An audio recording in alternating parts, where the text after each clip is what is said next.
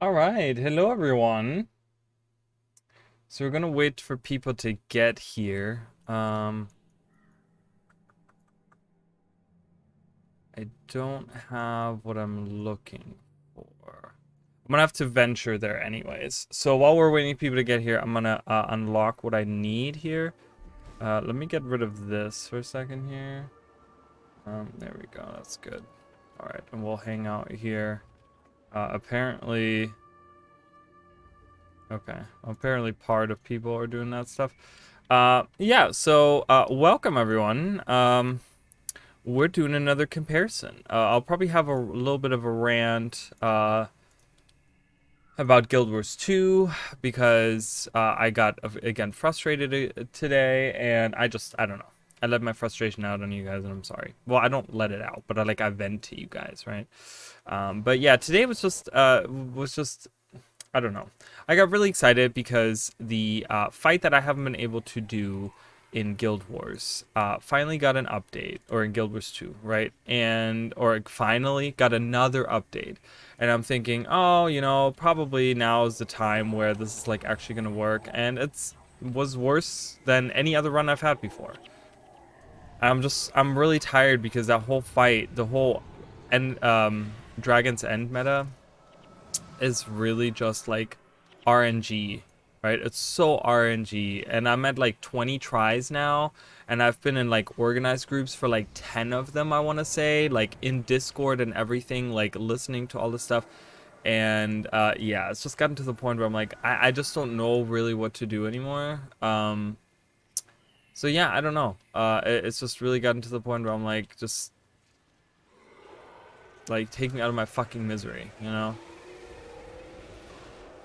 So, yep, that happened today. But that's okay. I'm gonna be making videos about other stuff. I probably won't be making any Guild Wars related videos for a while, just because of that. Because I do lore stuff, guys, and there is so much incredible lore that's locked behind. I've seen previews of it, and I suppose someone could say, "Well, just go on the wiki and read it." But I want to experience it myself, right? That's the beauty of it. I want to see for myself the stuff that happens. And so yeah, but I'll be making other stuff. I'm still working on that Digimon video. It's just everything is on hold right now because of my dog. My dog isn't doing too good, and it's got me in like a funky mood, right? It's got me in like a little bit of a depressed mood, as well as like, you know, I can't really focus on those things. I can't really I know there's a lot of like things that are like blocking my motivation to do anything right now. Which, specifically it's the dog situation. So once that has settled in, I'll be able to make some more videos and stuff. And I know it's like I keep on talking about it, and it's like I'm waiting for my dog to pass away like any day, but she's just like holding on, and then she has like good days where it's like she's like fine, and then like 5 minutes later she won't not be okay. Like it's not a whole day, but it's like there'll be certain times where it's like she's doing good, and other times she's like not doing good. And um I don't know, it's like really strange because I'm just like, okay, are you dying or not? Like I don't know. I mean, not that I wish for it, right? But it's like I hate to see the struggle there, it's like, so, but we'll have to see, how it goes. And she's old. I know it's gonna happen soon. Either way, So, either way, I don't think it's gonna be like, oh, she's gonna make a miraculous recovery, and she is now, um, you know, saved or whatever, whatever, So, um, but yeah, I hope you guys are doing good. I'm not doing bad. I had a pretty relaxing day. It was really great weather out. These are the Jade Flats, isn't there? Where's Fort Aspenwood? I gotta look that up before we start this, guys. Fort Aspenwood. Where's that located? Because that is also on the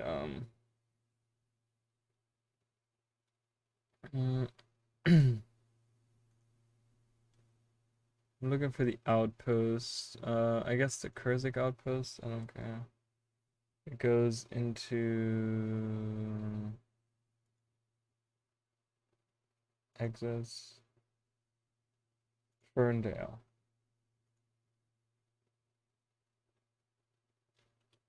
Goes into Ferndale. Up here. Oh, it's up here. Okay, yeah, I don't know. All right. I don't know how many people we're gonna get in today's stream, but that's okay. Oh, we're here. Because I do want to see a little bit of... Kind of want to go on the other side. Because this is what... It's really hard to figure out where what is on this map. Like, I'm going to be honest with you guys. Because if anyone were to ask me, I would... I don't know. I would have no idea, really, to be fair. I'm going to go in the Jade Quarry. I want to see. Because that should be the first outpost. So we're going to go there, and that's where we're going to start. Because I think they say somewhere... and I'm not actually going to go into the mission, Jade Quarry or whatever. But yeah. And again, I will point out, if you guys want me to not have a green screen, so I don't have voice, like eyes of void, voidy eyes. Because I have green eyes, right? So it doesn't really work out. I guess I could do like a blue screen or something, or like a different color screen, but like a bright yellow or something. Oh, that's cool over there. But this is the Jade Quarry. Obviously this is gonna look nothing like what it looks like in Guild Wars 2. But yeah, as far as I understand it, because this is the Jade Quarry, and this is in Guild Wars 1. Let's find a... Isn't there like a... some kind of info around... I thought there was like info around where you could read it, like one of those historical plaques or something that I could read. I guess not. I thought there was, because I remember reading information where it said that I think that was further out, wasn't it? It was by the big garages. Wasn't there one by the big garages? Am I remembering that right? There was info on that. We're also my cosplay character, for those of you that have been watching. It should be over here in this. It's like big garage, the warehouse. This thing right here. Oh, I forgot the bug. Oh my god. If you guys haven't noticed the bug, there's a bug now. Which I don't think that's intentional. But if you, we'll use a griffin. If you like use your attack to dismount, if you jumped from a height that would kill your character, or like you'd like take fall damage depending on like, you know, how low you dropped or whatever. Really kind of stupid. In the matter of petition for Zunglai Corp, mining rights, Jade Sea. So they bought the Zunglai Jade. Bought the rights to, they bought it from the Silver Dawn Mining Group. Now, I don't know if that name actually pops up anywhere here. I mean, it probably doesn't, because that sounds like a newer name that they wouldn't have in Guild Wars 1. Probably not. I don't think there's anyone that I could even talk to about that. There's like no one here. Well, Eric is here.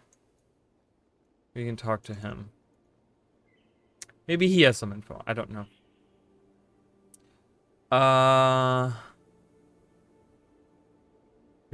There's a mission cinematic. Replay the current situation. Yeah, no, it doesn't actually talk about that stuff. But yeah, it talks about how they, on behalf of the most radiant Empress Ian. So this is during Ian's rise, which is like recent.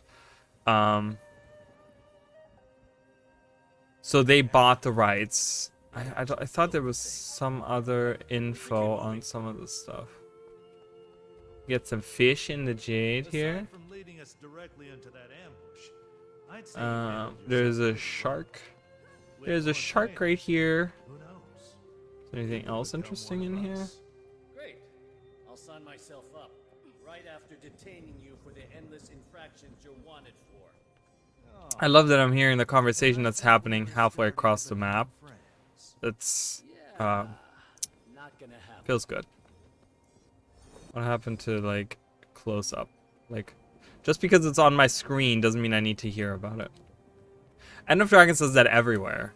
There's like, you can be like, the Ekavald Forest is like the worst about it. And I actually, that is probably my only gripe that I have with that map, is that you can hear all the shit across the fucking map. Like, let me be close to whatever is happening in order to hear that. Otherwise, it feels so forced on me. Like, you have to go there. Like, I don't want to go there. Maybe I want to explore this shit. But other than that, I love that map. That's like my only thing that I have with that map, I think. I really like that map. What about this? I remember there was one out here, too.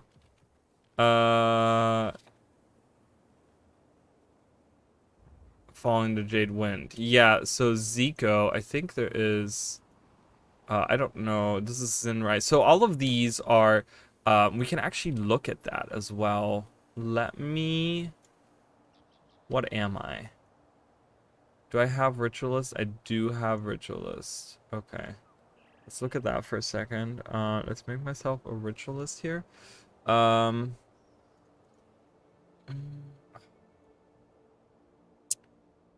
don't have anything unlocked. I gotta get out of here. Hold on. Let's go there. So let's look at some of the names, because there's gonna be some stuff we're gonna be able to see, and some stuff it's just not gonna make any sense. I don't know. I don't think this is an important name. We'll talk about this as well. You know what? I'm gonna relog on because my Spectre has actually finished map completion in that map, so it'll be better because that way I'm not leaving any like points of interest out, because I want to know what that bottom one was. I don't remember what it was. This one, oh, the Jade Expanse, and then this is Arcamura's Solitude. Ooh. All right, so let's look at some skills, because what I would like to show you guys first up is some skill names. Let's use Xandra as an example. She has, I don't have all of the skills unlocked, but I have a majority of them unlocked. We'll look at, and it's just going to be like, oh, look, it's the same character, like the name of the character. That's all it's going to be, guys. It's not going to be anything like, oh my god, how revelating this is. It's not going to be like that. But it's just a cool nod, you know, that they took those same names. If I could find any. None of these are used. Restoration. Cowlai. Alright, mind you, Cowlai. No, we can't really. So if I move it over, I can... You can kind of see that guy right there is supposed to be Cowlai. Cowlai has a tower in Guild Wars 2, which is not present in Guild Wars 1. But right here is Cowlai's tower. Okay. I don't know. Does it look... does it have like a specific look to it? Is that it right there? Wait a minute. It's... Okay. Yeah. It's just this right there. Just be careful not to use your abilities to dismount. If you use your one ability, you're gonna die. And I'm saying that because I'm saying that to myself rather than any of you guys, because I'm a big doofus and I will use that ability all the time. Muscle memory, man. It's hard to remember to not do that. I wonder, is there like there's a door but we don't get to go inside. Is there anything around that I can do with this tower? No. So they just build I mean, this is obviously still, like, it looks like they're still constructing around it. Like they're going to be building it all the way up is what it looks like, maybe. Or maybe they stopped and they're just like, the scaffolding is still there or whatever. But yeah, so this is Cowlai's tower, Tower of Cowlai, or Cowlai Tower, which is this character right here. I don't think we get to see him. We might be able to see his ghosts in the Temple of Tanakai. which I suppose we could even look at, because you can go there when it's like friendly, right? So 8 minutes of the favor of the gods remaining, guys. Get it now.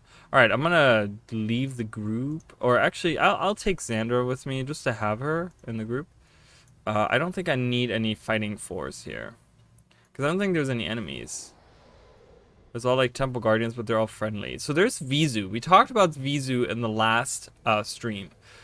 We talked to Nika, who is, you know, the spirit in Guild Wars 2, who rests at the new jumping puzzle in New Kaineng. You go up there, and it's, I don't remember where. It's like up there somewhere or something. Yeah, I think it's like right up there, or right up there. It's somewhere right there. And yeah, and she is the descendant of Vizu. And this is Vizu. You can actually talk to her, who she's the one that unarmed Shira. And you can actually like talk to her. Shira's been defeated. You truly are the heroes, blah, blah, blah, blah. Right? Awesome. Cool. So you can talk to her. She kind of appears a little bit, so it's kind of cool. It would be interesting to maybe...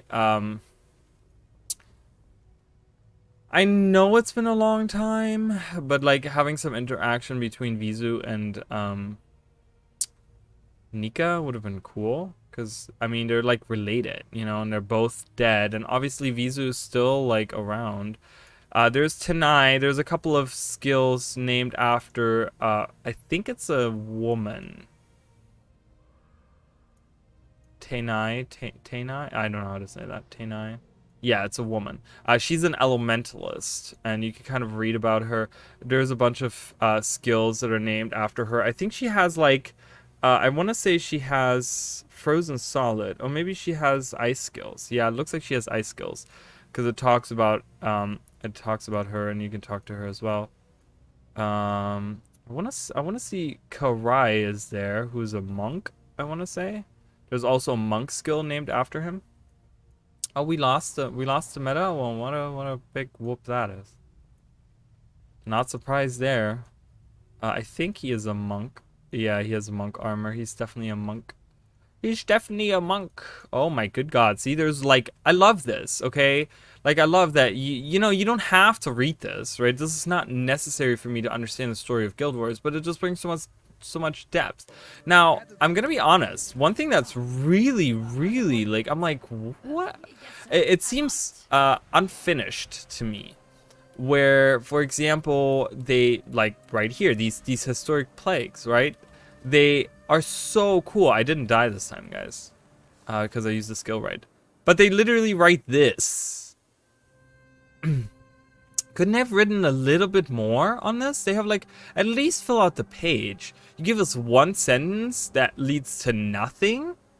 Like, that's so weird. Why don't they write a whole, like, that, to me, that seems like they were under crunch and they couldn't finish it.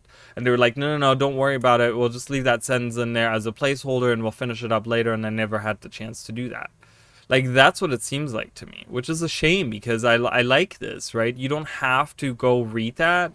But you have the ability to do so if you want to, you know. What's the other spirit? Oh, I don't think Kaolai is one of the spirits that you can talk to.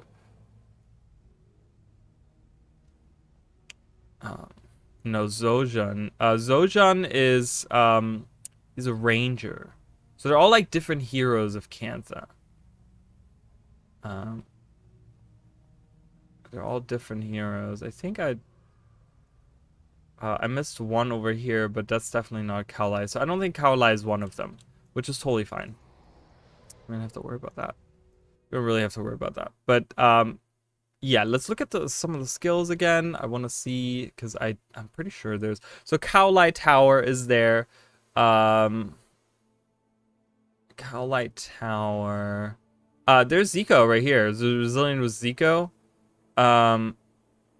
Yeah, so she had a skill in Guild Wars 1 named after her as well. So this is, again, way before Guild Wars, because the Jade Wind happened 200 years before Guild Wars, and then Guild Wars 2 happens 250 years after Guild Wars 1.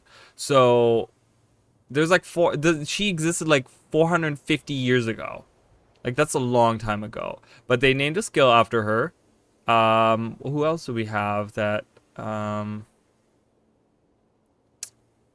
of where I was like, ooh, that's one character. I'm sure there's going to be others. As they pop up, we'll talk about them more. I don't see any other. Zonkai, I don't know who, Tanasen, and then we have Zogalon. Zogalon is actually a paragon, and he's from Elona, and he's actually a hero that you can meet. You meet him during the story of Nightfall, actually.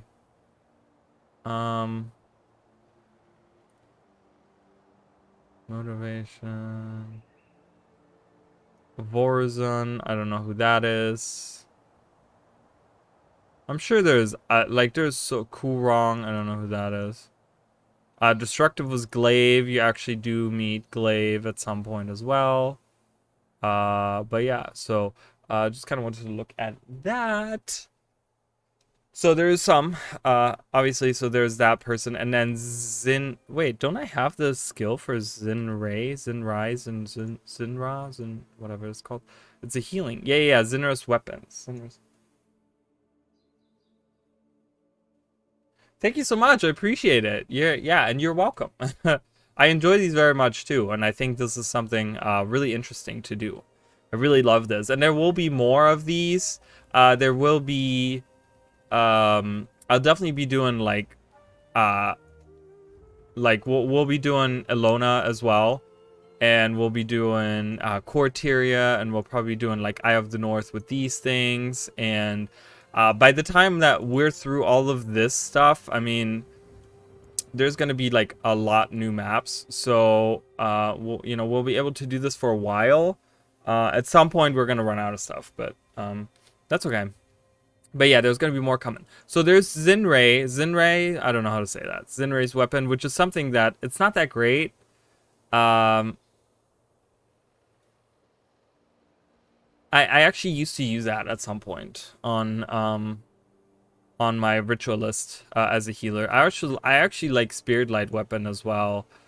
But yeah, anyways, so that's another person that has a point of interest here in Guild Wars 2. Again, it's really strange because none of these things are mentioned even 250 years ago, where, you know, we were able to walk like right here. I mean, it's like you can definitely go there to that spot, and nothing of it is indicated to be that. So they kind of throw that in as like a callback to like the old looking, yeah, Jade wins for respite. Arcamuras. Everyone knows who Arcamuras is at this point. I don't know who Quan Jun is. Elora's Breach. Now, who's Elora? Elora is the captain of... Elora is the captain of one of the clans.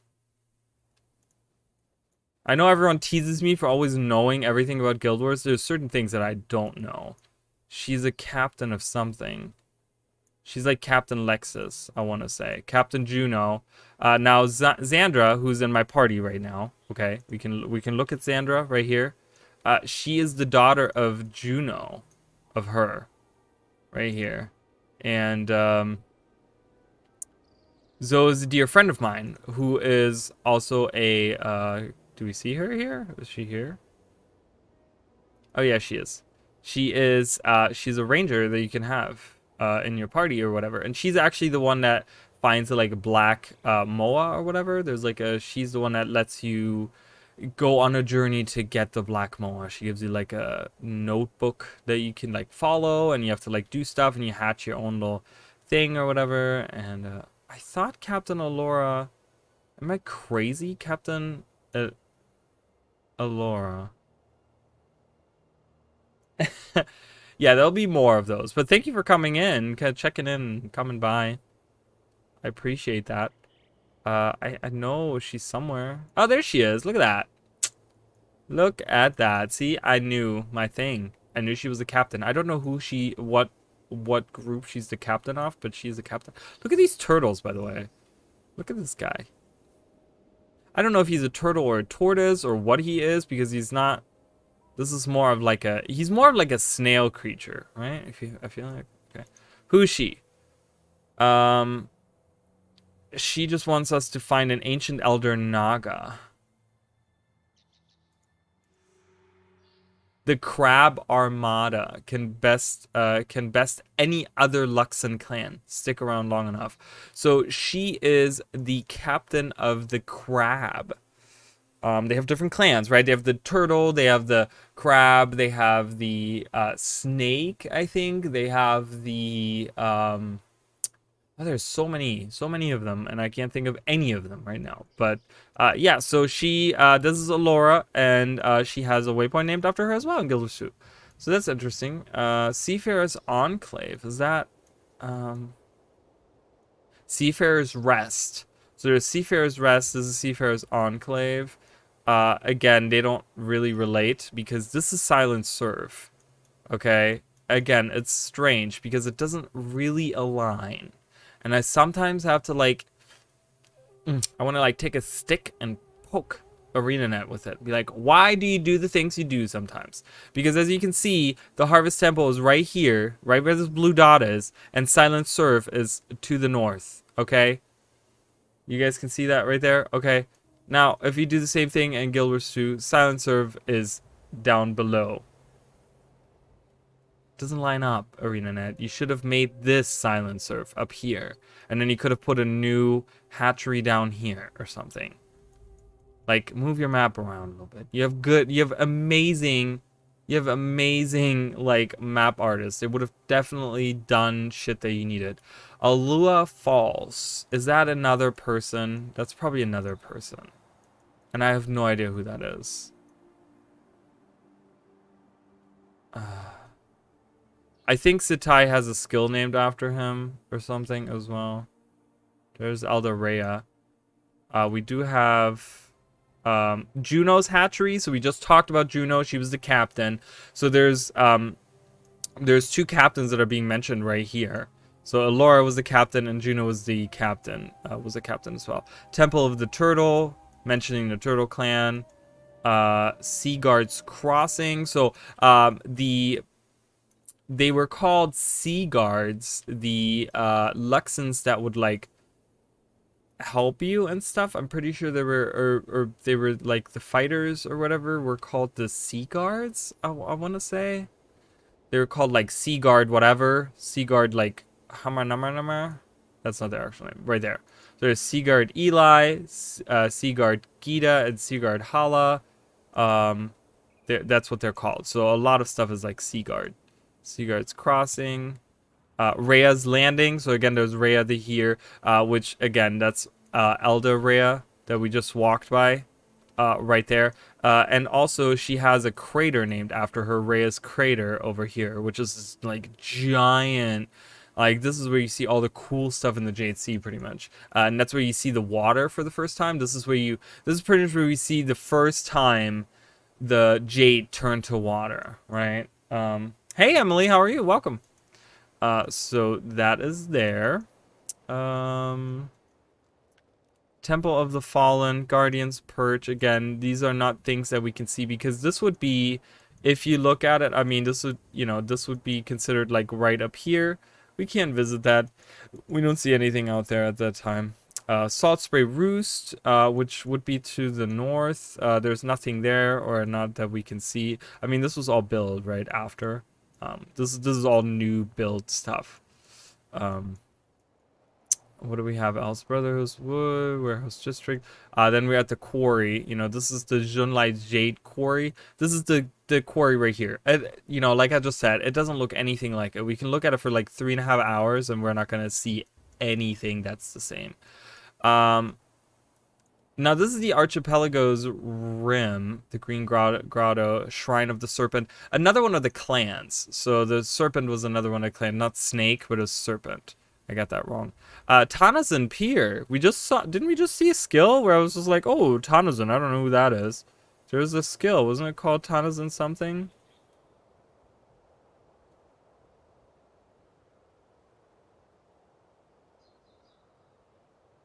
I feel like I'm going crazy. No, there it is, right there. Tranquil was Tanazan. Tenassin. Tenassin? I don't know, whatever. Tenassin. I'm gonna call him Tenassin. Sounds cool. But yeah, right there, mention of him again. His peer. We've already seen that. Shrine to Hanuku. We'll look at that in a minute as well. I will be doing that. Chantry of the Crab. So that's another clan. So we have the turtle, we have the crab, we have the serpent up here. Alua, I don't know who Alua. It must be another character in Guild Wars 1. I'm so sure of it. They wouldn't do that without using a character name. She might be another captain or something that you meet somewhere. Mordrum's Blight, Arcamura's Solitude, Frozen Sea Monastery. Again, that is not something that you actually get to see. I mean, you could argue that this down here is this. But again, it doesn't quite work out that way. Sanctuary of Ioni. Now, this is interesting because there's like a whole puzzle underneath the sanctuary that you go through. It's like these rooms that you go through, and you have to like defeat 8 rooms that you go through. And the whole time there's the spirit talking to you. Now, who's Ioni? Now, Ioni is one of the demi-goddesses of the Luxons. And I have no idea where this information comes from. Beside the wiki, of course. Because if you look at it, the Luxon people. Oh, okay. Okay, so the three queens, they were called. They were demi-goddesses of the Luxon people. They only appear in an Empire Divided, which is like this article that was released or something. I don't know. It's a it's something that was released by ArenaNet to like give you a history of the of factions, right? Of like the land of Cantha and stuff like that. And in there, very briefly, are they're the 3 demi-goddesses without really any background. Because I'm remembering all of this. I'm like, where did I get this information from? But yes, so they're mentioned fairly just short in there. It's Alua, which is the one that has the falls named after her in the north. Okay, so Alua. Okay, then Elora. Okay, and the other one is Ioni. Those are the 3 goddesses. Now, Elora, the reason why I said that's a captain, she was actually named after the demi-goddess. The Captain Elora that we just talked to in-game. Okay, so she was named after the demi-goddess. And they're just like these I don't know why they're called demi-goddesses or whatever, but it seems to me that Ioni is the one that speaks to you in that so to say mission or whatever, where you go inside of these rooms, because there's a spirit that talks to you, and she talks about like free us, blah blah blah, whatever, right? And it's never explained, I don't think, who that is. I think it's just like mysterious voice. I might be wrong on that. I could go in there and just see real quick. I'm doing great, thank you. Yeah, I'm just like I kind of talked about this earlier. I'm just kind of, you know, I'm everything is on hold right now for me, like in my personal life and in my like you know, YouTube stuff, like making videos and stuff, just because of my dog. You know, I know it's gonna happen like any day now, but it's just like I'm waiting for it. I'm like anxious for it, you know. I know I'll be like devastated and stuff, so yeah, I'm doing okay, but you know, I'm not like, you know, I'm not. It's like, I know it's coming, but it's just kind of like, yeah, I appreciate it. But, you know, it's just like, at this point, the sooner it happens, the better it is for everyone involved, I think. You know, it's just like, it's just, at this point, it's just dragging on, kind of. And I want it to happen naturally, because you know, it's just, I don't know. She doesn't like people, and I don't want to bring her somewhere and stuff. I don't know, it's just like, so, I'm just waiting on that. Okay, I want to see what the voice says. Yeah, we get this weird monk over here. He has a cool outfit, I will say that. It's a Luxon spirit, okay. So, it's just named a great spirit. in the face of void onslaughts. Please, help us. You will be familiar with these. They'll help you move between rooms as you clear the void. Okay, are you done talking now? Thank you. So yeah, we get to hear about the spirit. Now I'm guessing because it's called Ion, a Sanctuary of Ioni,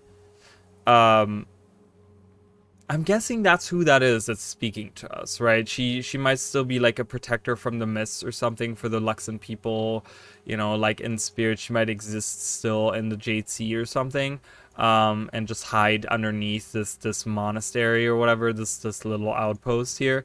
But yeah, it's interesting. So the one corner is named after Ioni, the middle is Elora, and then the very top is Alua. So kind of building a wall, right? It kind of builds a wall into that.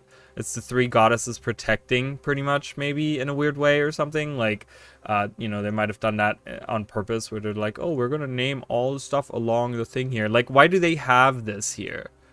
Right? Why do they have that there? There's no reason to have this point of interest. There's nothing interesting to see actually out there.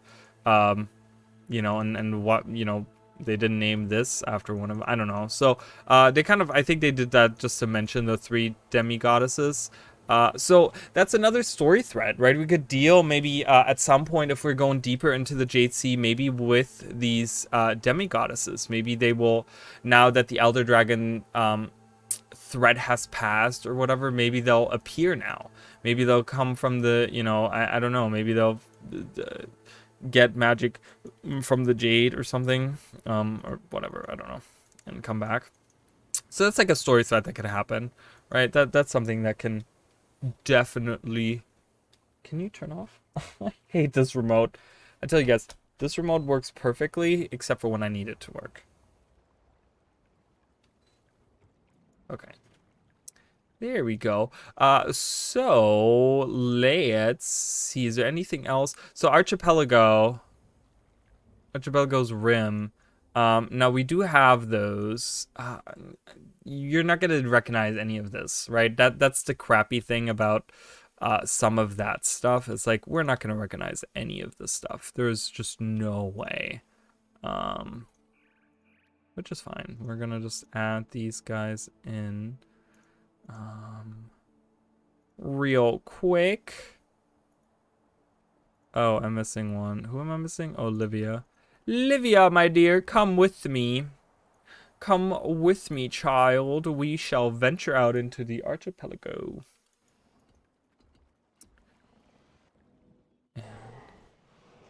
We shall run along here. We're not gonna, I don't think that this lines up at all with anything. Because we can only go as far south as this like Naga village. And considering that this is the rim of it, pretty much being the bottom of it, if you look at it map wise, this being Cavalon, right? This is where Cavalon is. You can kind of see the brown, you can see the brown buildings here. That's in Guild Wars 2, the brown buildings over here, right? So you can kind of surmise that, you know, this big blob right here is probably like the center of Cavalon, which it is right here in Guild Wars 2 or Guild Wars 1. And below that, you know, you see there's Jade going, or Ocean going along here, right? Which would be this right here. Obviously, they had to like build mountains or whatever to keep, but and then that's the archipelago right here. But obviously, we only get to see the very bottom of it. This part, I don't know if we actually can recognize any of it. Probably not, but I guess it's just more in name. Once again, more in name of like the reference in the name there. And I think that's what's going to be most of this episode, guys, is going to be just like references of names. Because even the Shrine to Zuhanuku, which super missed opportunity, ArenaNet. Like, I don't know why you didn't have the spirit of Zuhanuku come back to help in the fight. You had this weird shrine guardian that no one has ever heard of, and just because you wanted to use your mount skin, which I think is a genius idea, and I've advocated for that many times. Like, use your mount skins, you have it, but you make that thing appear instead of Zuhanuku? Like, why didn't we have Zuhanuku? Like, they have a shrine of Zuhanuku, and it actually turns out that that is not the shrine of Zuhanuku. It's actually a shrine to some random cat, which I'm thinking more specifically, I want to say that that cat is probably some kind of tiger spirit. And I say that because that cat will also talk about how it's much smaller in size than it was before because it's using its magic to protect the people around it. And it's causing it to shrink. So, you know, kind of expanding its it's a magic-based life form, and it's using its own life force to protect the people. So I'm thinking that it's actually supposed to be some kind of tiger spirit, and it's, you know, how like they make the joke, like, you know, think of Aladdin, for example, when Jafar kind of he just kind of zaps what's the tiger's name? I can't believe I can't remember. Raja or something like that. And he becomes a little kitten, right? He's like a little meow, little kitten or whatever. That's kind of, I think that's the same thing that happens here. And yeah, so we can kind of hover here and kind of just see, obviously this is a giant mountain range, which that is like really non-existent. I mean, we have this, but that's the closest thing to that we have there. I will say that I hope that we get to see more Naga. I want to see like some Naga influence. I want to see like a cool Naga boss, because the Naga are just sort of there in Guild Wars 2, where I really, with the redesign I mean, they weren't like redesigned, but they look so different to like what the Kraid look like and stuff, which they looked in Guild Wars 1 very similar to each other. But I don't know, it would just be really cool to have in the next map, like have a Jade Sea map where we like deal with like a Naga boss or something. I don't know, that would be really cool. Or maybe have them be involved in some shape or form. So yeah, so this is pretty much what we see. That's the most south area right here. And it's just a Naga village, guys. That's all it is. And we can't, I don't know if there's any way to even look across. Let's actually go. There is a little area where you can look across the Jade Sea that I walked right by. So let's kind of make our way there. All right, come on. I know one of you has Paragon. There we go. I was gonna say, like, and someone has what's it called? Fallback. Remember Fallback? There it is. We get this like beautiful waterfall. This is actually a part, I remember this in the video that I made about the Jade Sea. Yeah, and you can kind of look across here. I mean, obviously this looks nothing. Oh yeah, cool. Oni. You know, there's a big ship there. I mean, you know, you could argue that that's maybe the same waterfall. Like in the corner here, right? You could say that that's the waterfall, and this is where we're standing. We're standing on this ledge right here. You could argue that, right? And you look south across the sea. Obviously, the thing is why this area specifically looks the way that it does, like right up here, is because they've already taken out all the jade. They've already repurposed all of this jade into jade tech that they used in the city, you know, and in you know, I'm getting attacked. Who's attacking me? Oh, they're attacking each other. Look at that. So imagine if there was like higher water, maybe if you know, if the jade was like a little bit higher, you know, and this could be, this right there could be where this is, you know, and then they're like, imagine the water going up to like where that level is maybe, and it goes across there, you know. I mean, it's like, and yeah, and that waterfall would fit. So this would be like Alua's waterfall. So that's pretty much the corner of the map. And as you guys can see, nothing in between that is anything that we can even see. Everything else in this map is south of that point, and we can't see any of that in Guild Wars 1. And it also doesn't quite fit, once again, with the way that some of the stuff is, because it's a little further to the right, where here it's a little further to the left, the Harvest Temple. Again, the dimensions don't quite match up, which was something that really bothered me with Bjorn Marches. Was it Bjorn Marches? Yeah, I'm pretty sure Bjorn Marches. Yeah, because a lot of this stuff here doesn't align with Guild Wars 1. Like Sifhala Ruins, Sifhala is like a way different location, I want to say.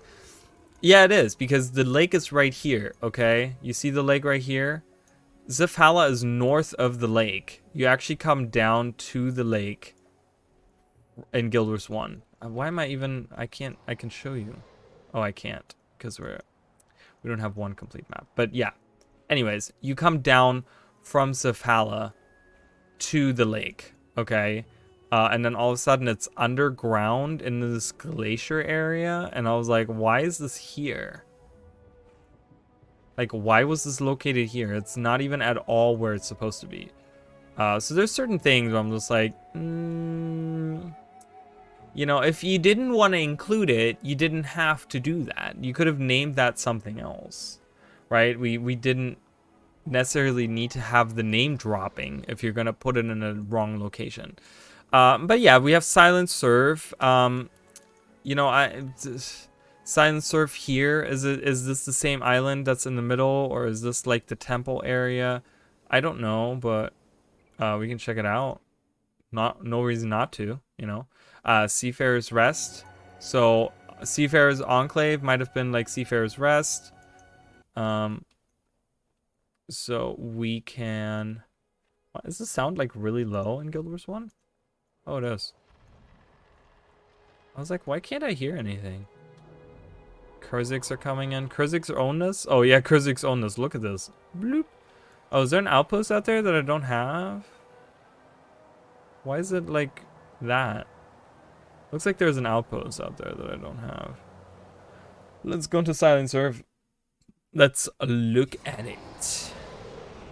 Obviously, there's a lot more travel time in Guild Wars 1 than there is in Guild Wars 2, and this is entirely too loud now. I can barely hear myself think. Alright, we have some outcasts. We want to do the, like, southwest area. Right? We want to see if... I mean, I'm trying to figure out, like... You know, it would make sense if you, like, look at this island right here to see that maybe that's this island right there, because that's north and to the right of the Harvest Temple. So that would make sense location-wise.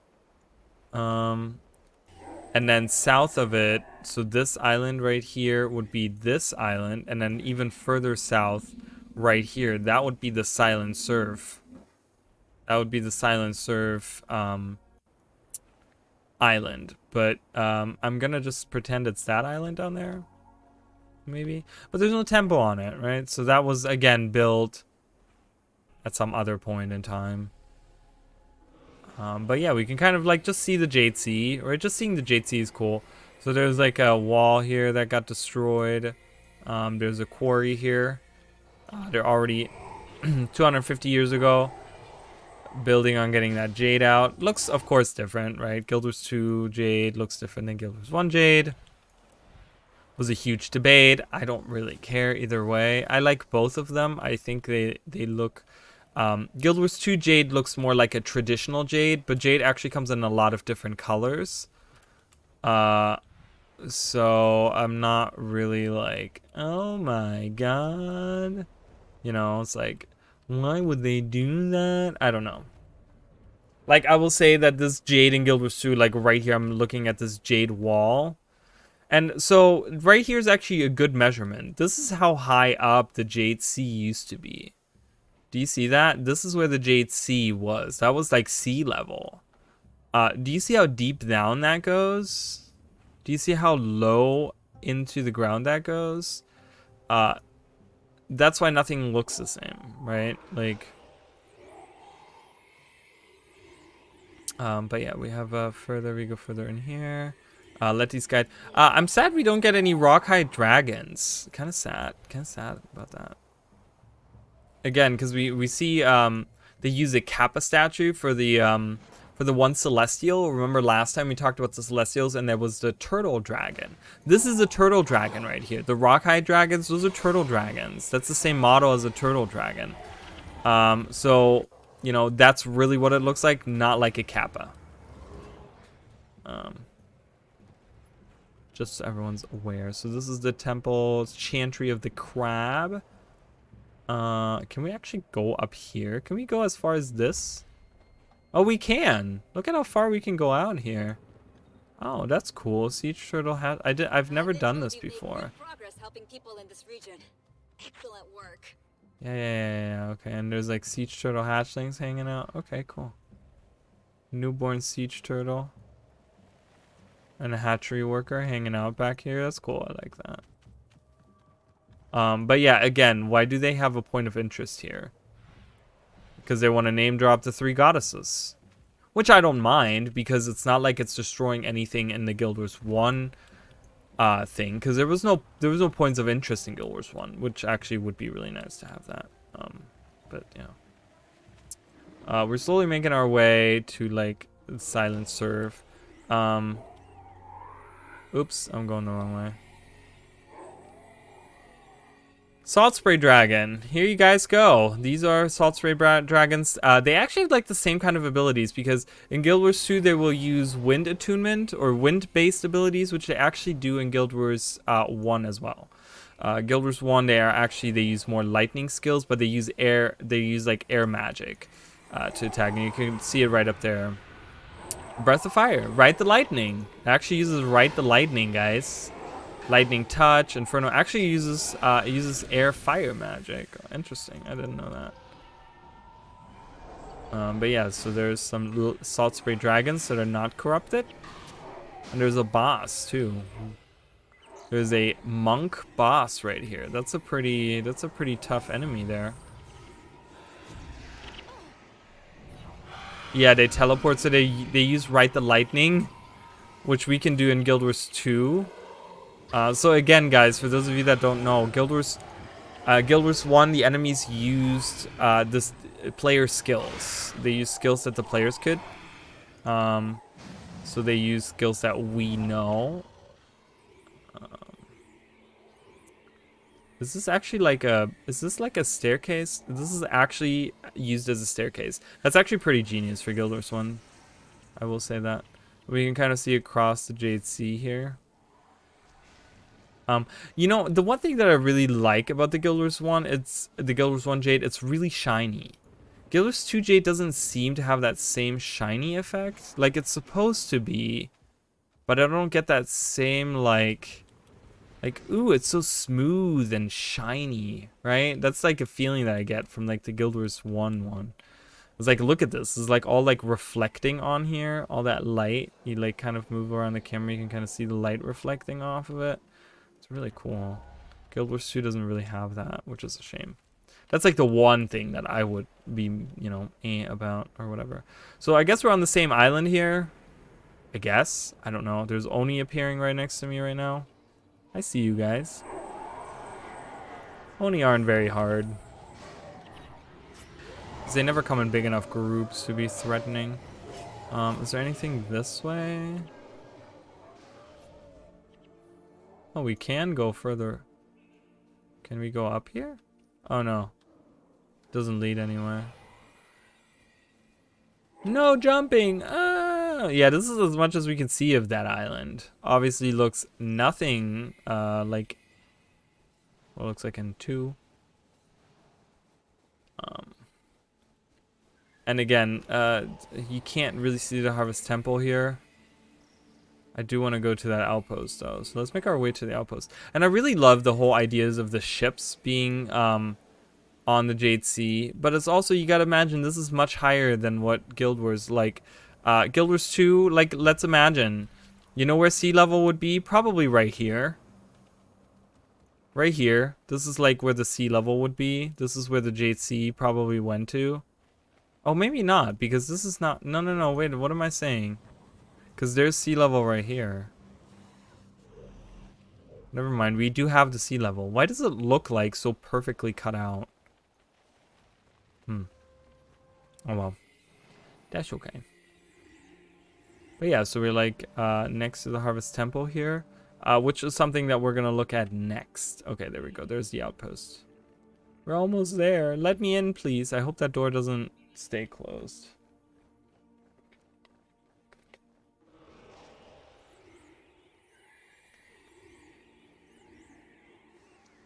Oh, this is the other Unwaking Waters outpost. So there was 2 of them. In Guild Wars 1, does Addis let us in? No. Well, that's a shame.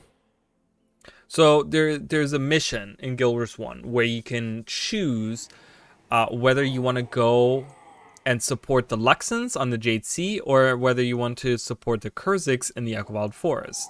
And it's kind of like, you know, Pangmai Valley is like the one where it splits, right? You see the line going straight through. So you have to like decide, are you going to go down here, south here into the forest, or do you go on the Jade Sea? Now, this all the missions converge by the Harvest Temple, because you get, if you do the Kurzik route, which I did on this character, you get the Unwaking Waters outpost for the Kurziks, which is a mission. And if you chose the Luxons, you get an outpost right here that's the Unwaking Waters, which is going to be for the Luxons, right? And you can do this. Why does this look so weird? Okay, I'm gonna reduce the size of this because there's no reason to have. Whoops.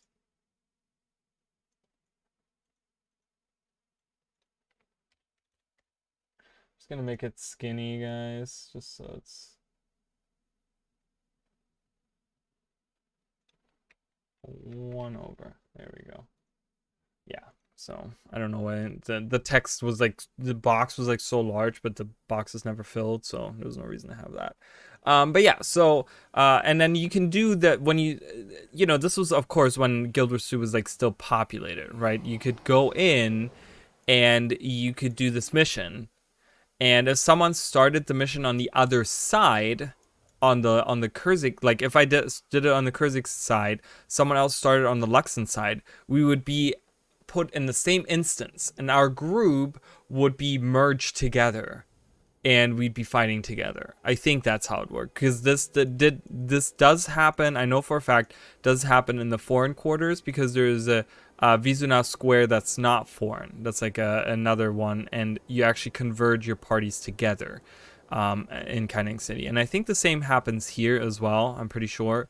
And yeah, and you can work to defeat Kunavang. Actually, you have to defeat Kunavang, and she, because she's been corrupted by Shiro in Guild Wars 1, and you end up on the very top of the Harvest Temple, which looks a little different.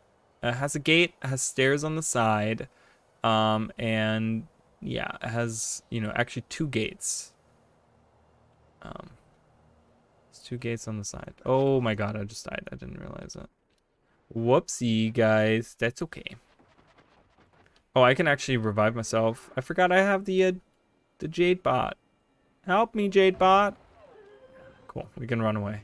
Run away. I could kill that guy, but I don't really want to waste the time. So let's go on the top. I think I can go to the top. Really? Wow. Okay. You know what? Screw you.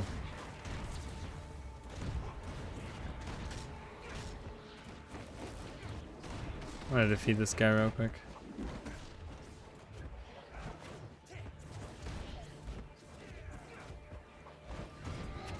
Oh, we actually have a numerical value on this now, on the actual bar. Oh, I'm so glad that's there. Honestly, I don't know. it's just so off-putting that you have that in like necromancer form, but you don't have that. You didn't have that for the specter, and I was like, I was always upset. I'm like, why don't I have a number on there? Why can't I see where I'm at? But now I can. I didn't know that was an update. Yay! Yay for that. So here's the Harvest Temple. I'm trying to get to the top, which is gonna take me a minute here, guys. Get over there. Oh, I can land on these roofs and then make my way up. Whee!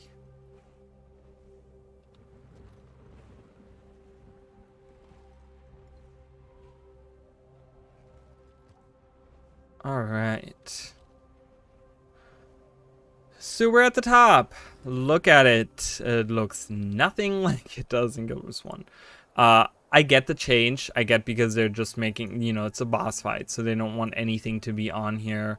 But realistically, what they could have done, they could have made it look exactly the same way and just blown all of the stuff off with the explosion. I mean, they blow off the, you know, the ceiling and stuff.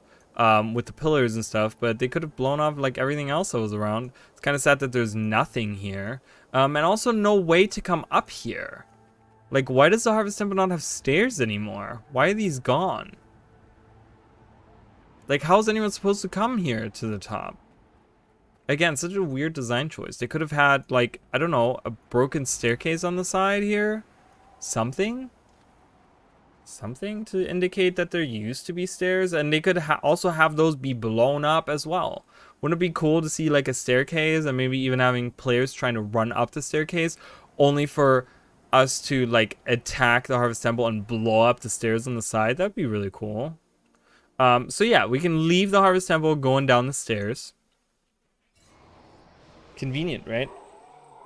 Oh, so convenient. But that's okay.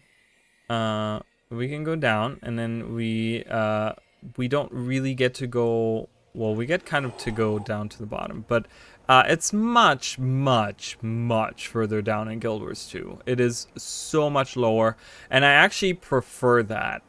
It really should be like that. In Guild Wars 1, they actually you can watch the cinematic, right?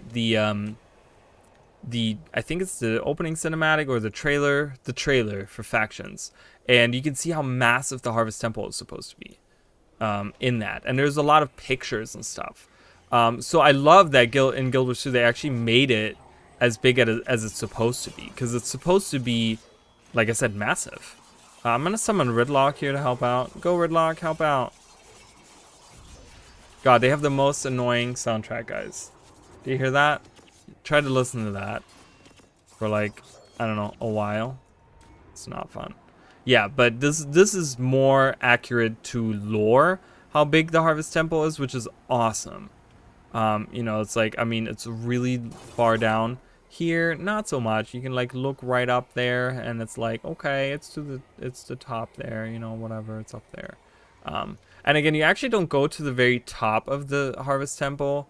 Where it's a very different looking structure. I will tell you that as well. We can kind of like go down here and turn around and look at it. So you can kind of see how the skinny thing, and I think there is a concept art of this tower that looks just like this, where it looks just like in Guild Wars 2. Where in Guild Wars 1, it looks more like a pyramid shape. Has more of like a pyramid shape, as you guys can see. So it's just as tall, but you can only go and actually into the middle of it. And then everything is hollowed out. So you could actually say that maybe they like built into it or something. Like they build it out some more over the years or something. But again, it goes from like thicker to thinner. And then here it goes from like thinner to like thick to like being a little thinner at the top again. So it's just a very different structure. And then it has like outlying towers here on the side, which, you know, I don't know if you can really, the shipwrecks are here, so I don't know if we can like identify any specific shipwrecks where we're like, oh, that's the same shipwreck. We can fly across here and see. So there's a shipwreck This is like to the east of it or whatever. Is this just like southeast? Yeah, there's a southeast. So there's shipwrecks here as well that you can see. There's one here and then a bigger one there. Obviously, these are not the same ships. Because you also, like in Guild Wars, when you get to the very bottom from the stairs, from the stairs, you actually get to the very bottom of the Harvest Temple. And you can actually walk around the whirlpool. And then that's like one of the shipwrecks. It looks different, you know, but again, that's always the thing with ArenaNet. You know, they want to keep it lore accurate as well. I love how like she was staring straight at us. That was kind of creepy. This is actually, yeah, this is actually the Luxon Outpost right here. I'm pretty sure you can walk all the way up to the pier here and look across to look at the Harvest Temple.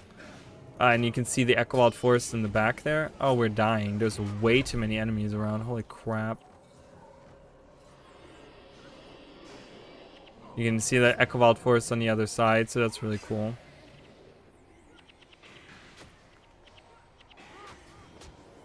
Oh yeah, I'm gonna die again. It's okay. My team's gonna win. My team's pretty good. Can I walk into Unwaking Waters here? Is that... Does Hylas let me in? Hylas, will you let me in? If I ask you nicely?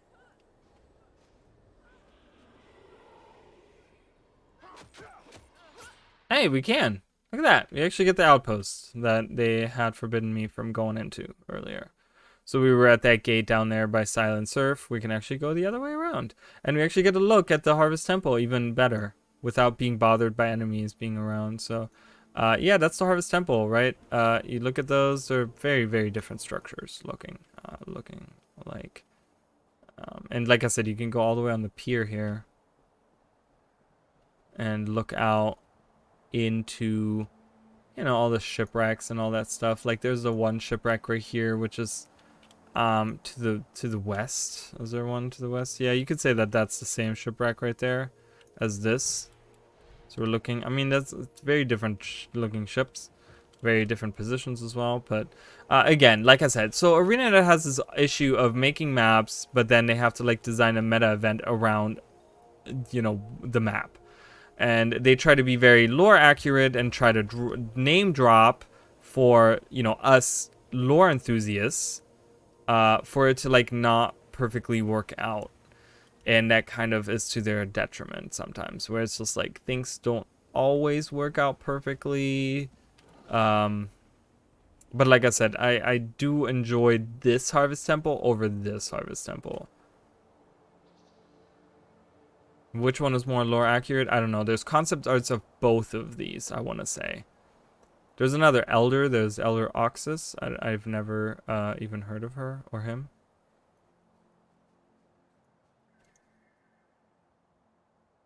Yeah, okay. And you can kind of talk about stuff that's going on.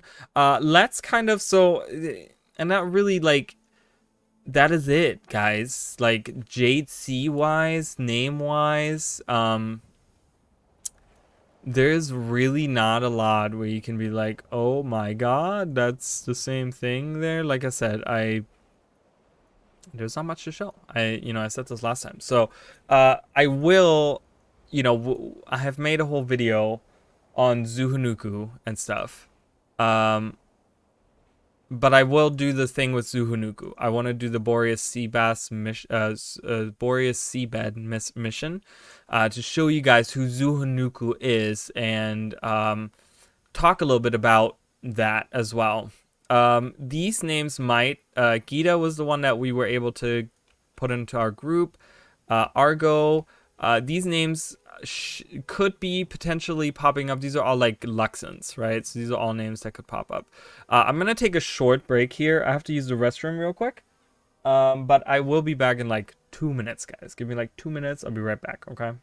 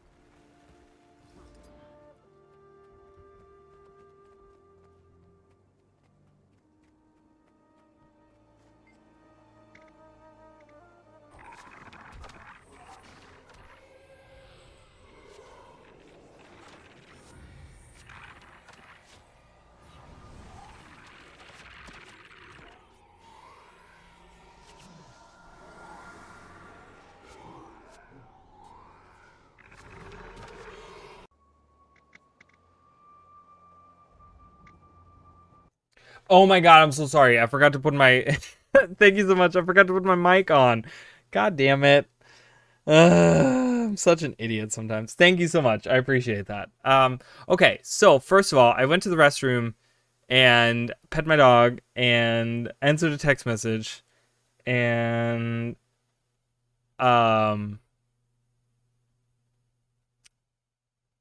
yeah, and then and then I said I want to talk about Zuhanuku, okay? So Zuhanuku, let's start. So we're right now doing the mission of Boreas Seabed, which is the mission for it's a convocation, which is a thing that the Luxons do once a year, okay? And they do this for the right to get the Spear of Arcamuras, which is right there, right in front of me. And you get to, I guess, keep this spear for a year or whatever. But you also get the privilege of defeating this creature, Zuhunuku, who is a kraken from the depths of the Jade Sea. It comes from the depth. I mean, it's weird because it appears right here, but apparently it comes from the depths of the Jade Sea. You know, whatever, like down below. And my theory was originally that Zuhunuku was a champion of the like deep sea dragon or something. Obviously that's not the case, but there's still a lot that can be explored with Zuhunuku because we don't really know what's below the Jade Sea, and there could still be potentially something, because we do hear in Guild Wars 2 actually that Zuwan protected. Oh, there's the cutscene where we get the spear given to us. You have bested our champions and earned the right to fight Zuhanuku. I believe this is what you came for. The spear of Arcamuras is yours. Thank you, Elder Rhea. We accept the... I love how Ridlock is just like in the shot while we're trying to talk to her. Yes, I expect you shall.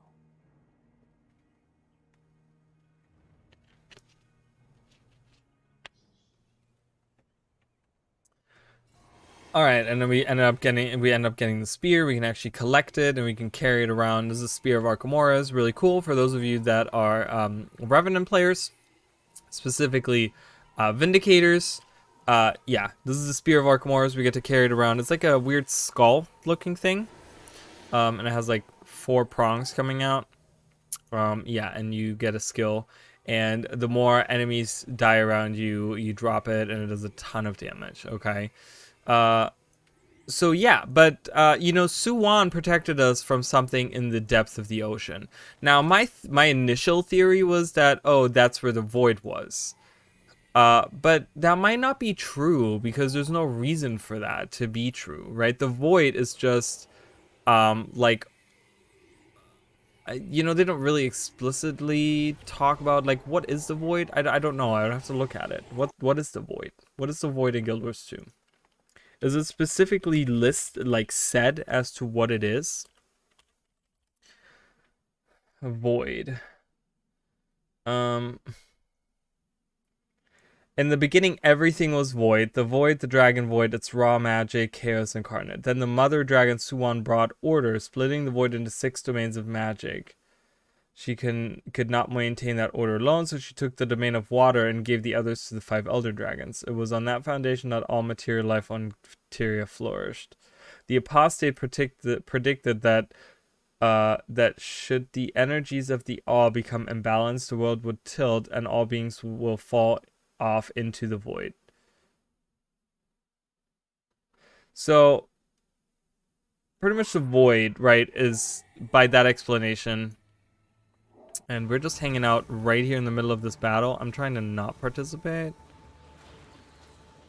I'm sorry for those of you that are trying to do this or whatever.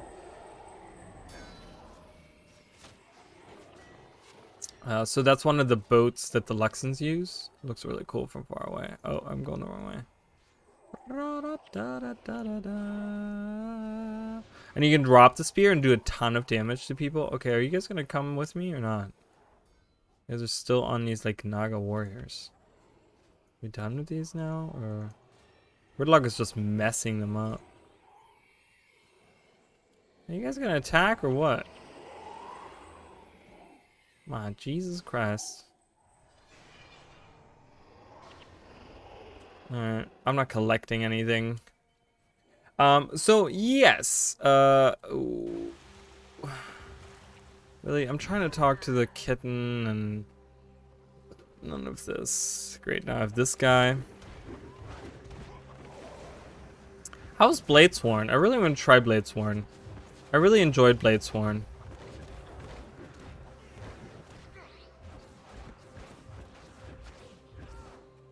Alright, so that should be okay. Oh, they're gonna come back. Oh my good god. Okay, well, we'll just venture here with our Guild Wars 1 group as I try to help them in Guild Wars 2. Of course, nothing can be uninterrupted. Nothing can be uninterrupted. Everything must be interrupted. Oh my god. Okay, speaker. Jesus. Don't come back here ever, you piece of shit.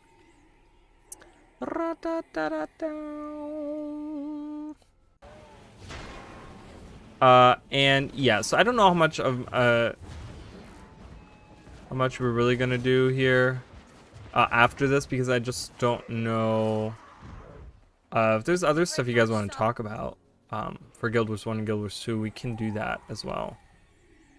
Because I don't know how much more there's to show, guys. I know we have like another hour pretty much to go in the stream, but I have no idea what to show you guys. So I don't know. If you guys want me to do like Super Adventure Box, I can do that too. I haven't even looked at that, so I don't know. Alright, are we done here yet? My good god. It's over now, right? Okay. Jesus. Okay.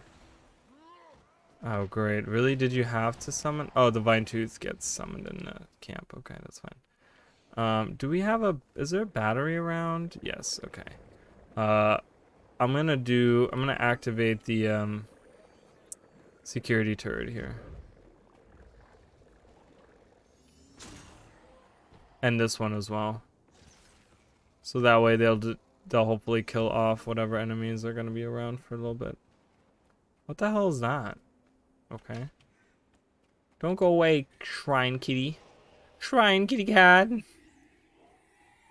So, yeah, so Zuhanuku being this a creature from the depths, right? And we talked about the void. So the void is like pretty much the nothingness, and it's like there was balance because of Suwon, who like balanced it out somehow in some weird way, and they don't like explicitly explain it. But it's also interesting that Suwon protects us from something in the depth of the ocean, right? Because that's where she came from, and that's where she went, right? Like Cotton Eye Joe. But yeah, so it sounds like that there is like, I still think that there's something maybe in the ocean. There's still potentially the story of like what was Suwon protecting the world from, you know, like the crate and stuff. Like the crate fled from horrors and stuff, and even the Leviathans and stuff are said to be like, I don't know if they're said to be creatures of the void, because they look nothing like the void, and the void are like more magical creatures that can like appear anywhere, and they're more about like distorting and stuff like reality rather than like being out in the ocean. So it seems to me that there's still something out in the ocean, because Largos of End of Dragons, there's the one guy, the one Largos that you meet in both maps, both in Kaineng and New Kaineng and in Saitong Harbor. He talks about like how the ocean is changing and stuff like that, and that might not have anything to do with Suwon, because Suwon is not in the ocean anymore. She's in the reactor at the time, and like her energy is being like balanced out there anyways and stuff. And so it goes to like, I think there's more to this ocean thing.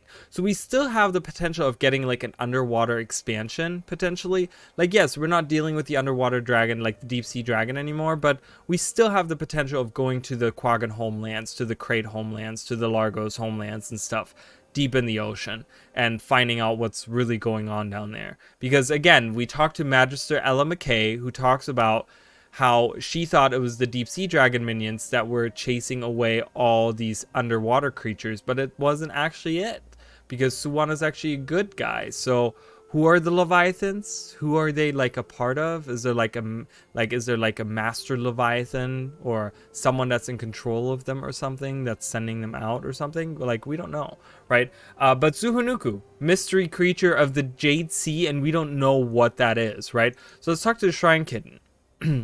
And she says, "Oh, so you can see me now. I guess that makes sense. Don't spoil it for everyone else, yes? Who are you?" "I'm the guardian of the shrine. Don't make any knocks about my size. I used to be bigger, but that was long ago. I was more important." So again, this cat used to be bigger, and it was a long time ago.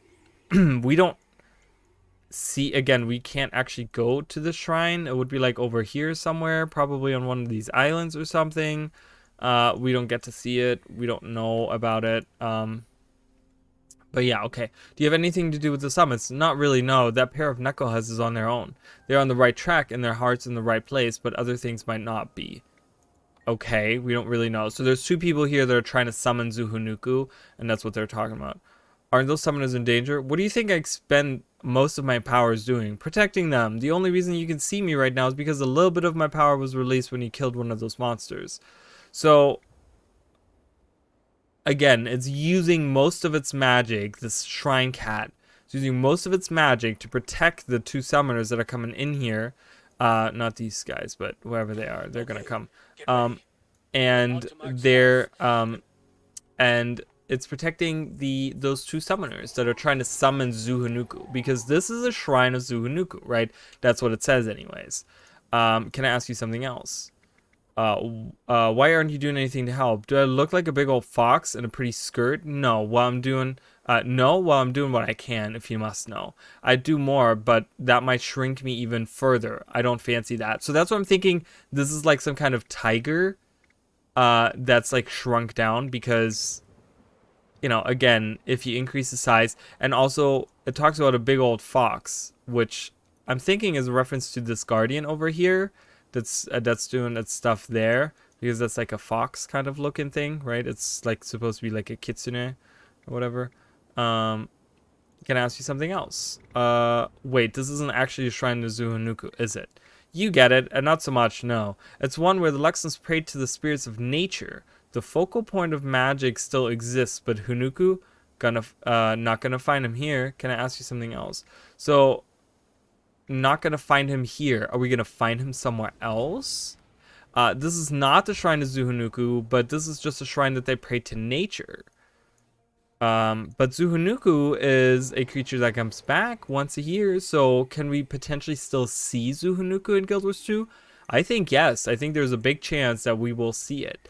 Maybe it retreated from the Jade Sea, or like stayed in the depth while the whole dragon thing was going on. Like once Primordus arose, Zuhunuku was like, screw that. I'm not dealing with all of this like dragon magic and like corrupt magic that's going on with the dragons and stuff. I'm not going to deal with that. I'm not going to deal with the dragon void, or you know, maybe it's like a very sentient being. Maybe it does, you know, in Guild Wars 1 we just beat it and we don't talk to it, but maybe it can think. Maybe it has like a mind of its own, or maybe it has a master of some sort that's actually sending it out to attack the Luxons. So we don't know, but it's still potentially something, because it comes back every year, and these are his spawns right here. These dragons spawn. And when you defeat a group, a floaty one goes off to where it spawns, and this is where it actually spawns, right over here, and we can kill this group.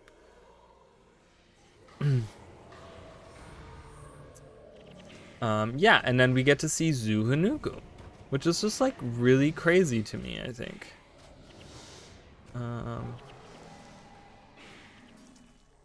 I do want to go back to Arborstone as well, guys, because there was a couple of things that I noticed in Arborstone, and I kind of want to, I haven't done map completion in Arborstone and Guild Wars 2 yet. Okay, so here's Zuhunuku appearing. Okay, and it's like this, it's enhanced by the jade or whatever.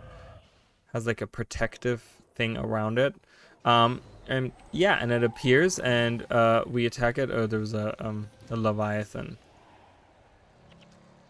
Also, again, there's so many things that I had in my theory that had to do with like Deeb and the Jade, like and the Jade Sea and all the stuff, and we don't get to really witness that. We don't really get to see any of the Leviathan stuff, right? It's the Leviathans are completely gone. I mean, from what we see anyways, they can potentially still be in all of these areas, right?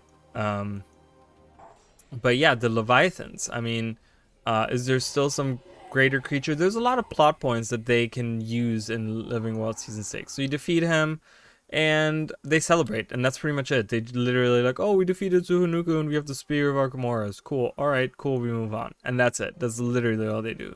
And that's all we know of Zuhanuku. It's just that it comes back every year. So this is something that can come back. The Leviathans could be coming back. So there's a lot of plot points still concerning the Jade Sea that weren't touched on, and things that I talked about in my theory that obviously have nothing to do with Zuwan, but could still lead to something, right? They don't necessarily have to do with the Deep Sea Dragon, but maybe there's some kind of like, you know, something still. Kanaxai was deep within the Jade Sea. There's still obviously something going on there. The Oni or something that hasn't returned. Like, there's so many things that they can still touch on in Season 6, and I'm very excited to see Season 6. So I want to go back to Arborstone, like I said.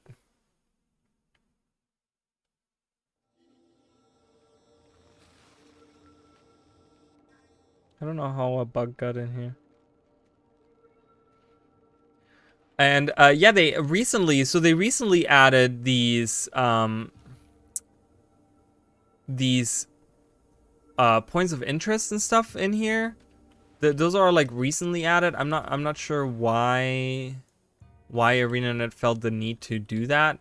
But yeah, so they added this. I think they added these, right? These haven't always been here, the points of interest and stuff. But here's Danica's Respite, right? We already did a tour of the of Arborstone, but Danica is a character that you can actually meet in Guild Wars 1, who is of the Kurziks, and she kind of helps you like pretty much get the urn of Saint Victor's urn. So that's kind of, so she's right here. This is Danica, and this respite is actually named after her, which is interesting because the waterway that we're talking about, that we're looking at right down there, is actually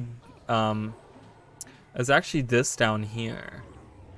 If this aligns perfectly, somewhere around here is what this is supposed to be. So this is where Danica opens up the cathedral for us, and this place is like named after her or whatever. So we have that, and I didn't even look, like there was the Altrum ruins. Is actually interesting because the Altrum ruins, this actual outpost right here, actually appears, I didn't even look at that, but this outpost, you know, we talked about all these areas and stuff, including the Altrum ruins mission that you guys pointed out, like all the stuff that they had, which I didn't even realize, which was just like, oh my god, that was so crazy to me.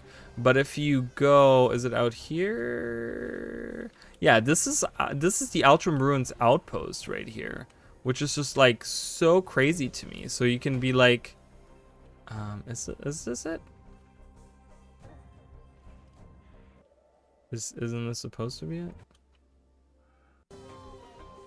Wait a minute. Oh no, it's on the northern side. I'm on the wrong side. I was just like, none of this looks right. I got my sides mixed up. I think it's on this side. I think she's on this side, guys. Yeah, here it is. So, let's actually go to the same location. So we're right here. This is the guardsman. This is the door into the cathedral, and then to the left, it tells you to go to Arborstone, right? And you actually see the stone, the walkway right there. You can actually see the same arch.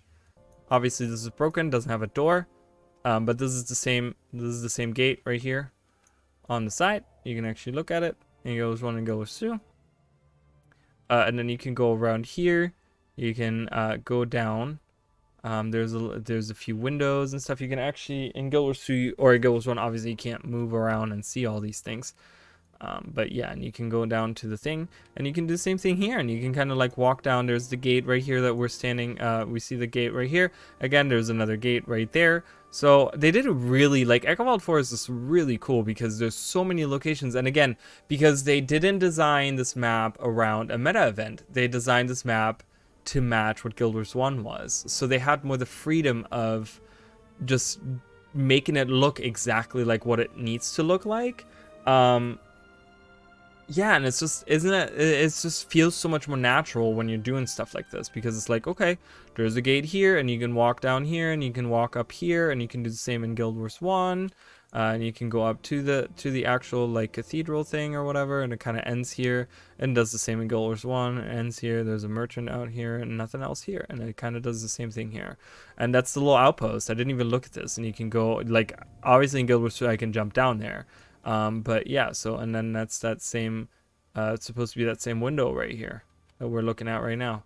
It almost does look the same, except for the colors. Like, if you change the colors, right, it has the round thing at the top and then two things down below, right?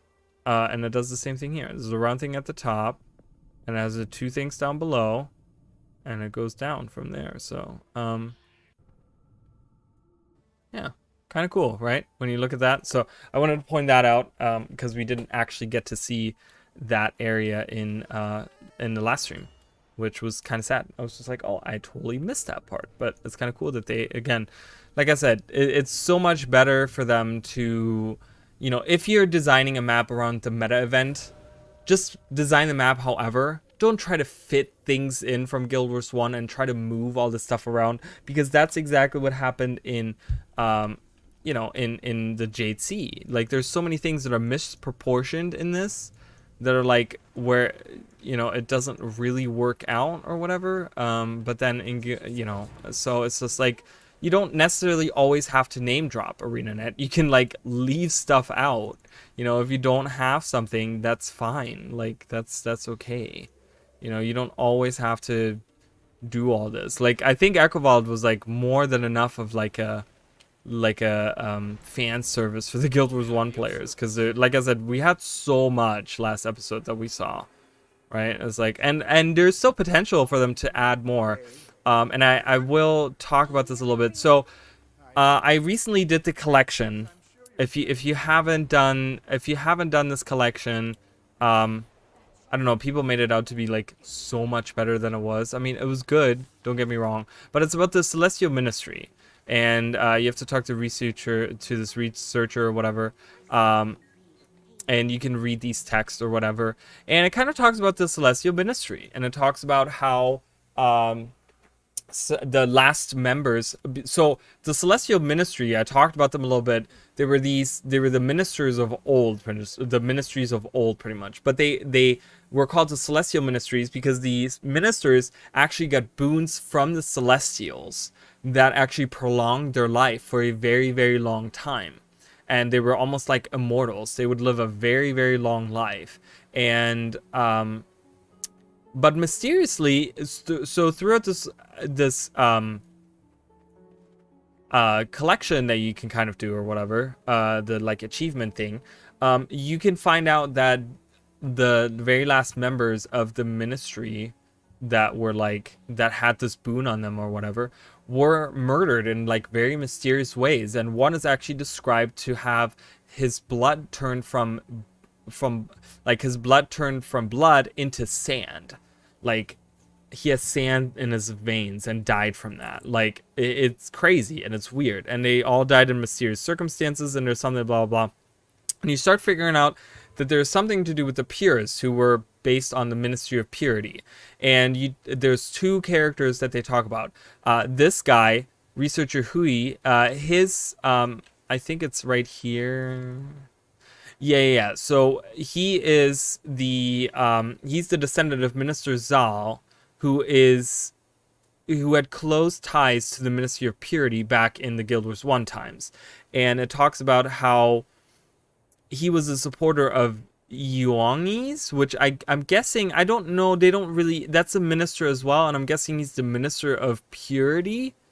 back when the Ministry of Purity was still a thing, but they don't explicitly say who he is. But I'm thinking, guys, that that's going to be one of the enemies we're going to be facing in Living World Season 6, because you can actually look at the correspondence, which is part of the collection, and they actually talk about how and you find this correspondence. This is part of like Old Kaineng or whatever. They talk about how they have an outpost in Drowned Kaineng, but it's really close to like the city. So I'm guessing it's like it might even be like Old Kaineng here. It might actually be an outpost they had here. We don't actually see the outpost, but they talk about how they have it really close and that they're moving further into the ruins. Okay, and then they talk about how, right in that same note, they talk about how one of their people, and this is the purists, right, that are like apparently still led by Ioni, who was the minister a long time ago. So he still has the spoon. He's somehow keeping himself alive. They actually talk about the correspondence, how he's staying alive and stuff.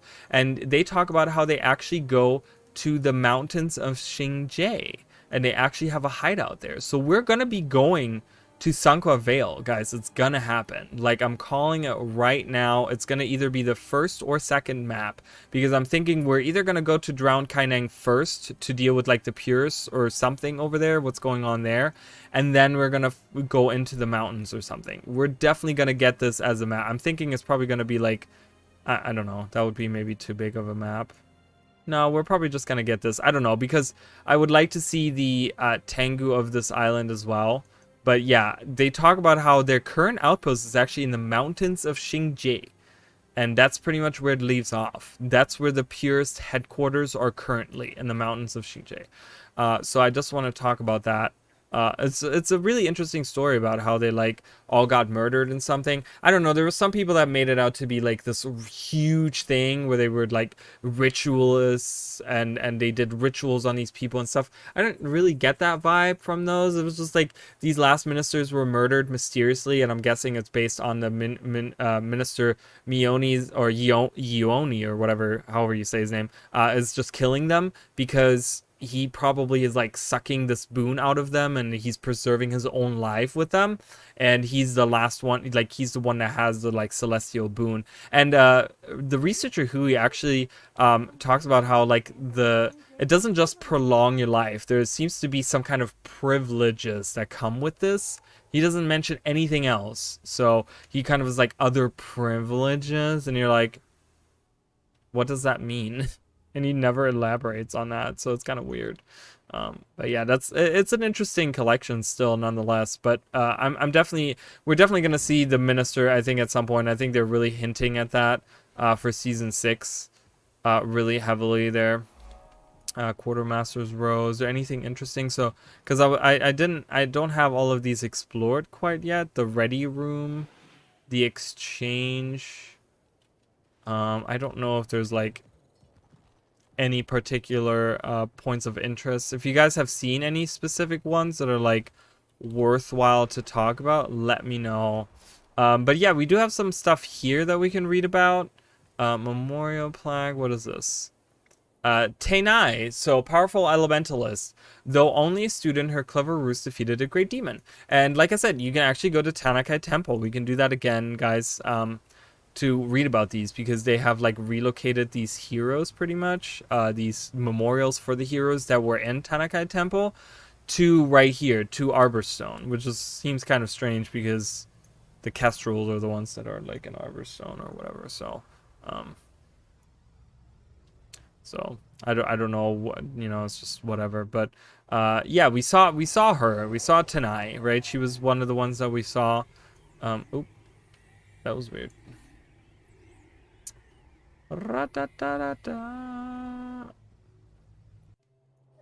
Let's see. And then there's Kaolai. Memorial to Kaolai. Kaolai, wise ritualist. He played a god for the fate of his village and won, but his life was forfeit. Do we see Naku? Naku's the first one I see, and I think they should have... okay, only the Kaolai one has a name. Karai, kind healer. And we'll read all of their stuff with Zojan, he was the one guy that we saw. Jazz, I don't know how to say that. Kita. Naku. Determined necromancer, spurred by the loss of his village, he turned a life of crime into one of honor. And there's Naku right here. We can actually see him in Guild Wars 1. We can actually talk to his spirit. And get some info. I do want to see where everyone kind of is. There's Kita right there. And what does Naku say? Naku just says, Togo would be proud of you, as we all are. The people of Cantha owe you great debt.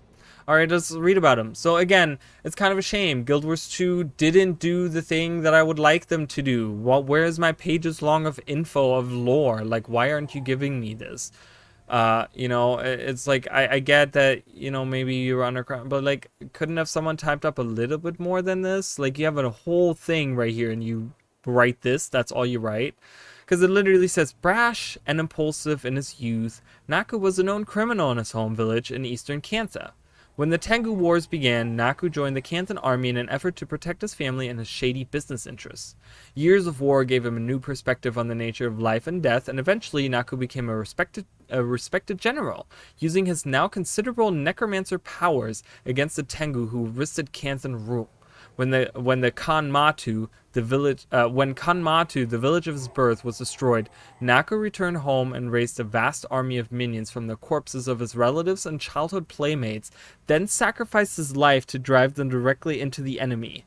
This action shattered enemy lines and pushed the Tengu back far enough that the Canthan army was able to overcome them. So, really morbid, right? To like take your own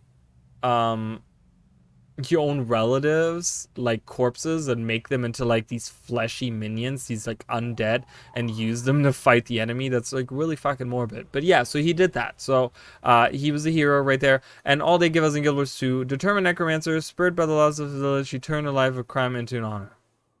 Which it actually happened the other way around. He first turned his life of crime into honor, and then his village was destroyed. Because he was already respected general before his village was destroyed. But, you know, again, whatever.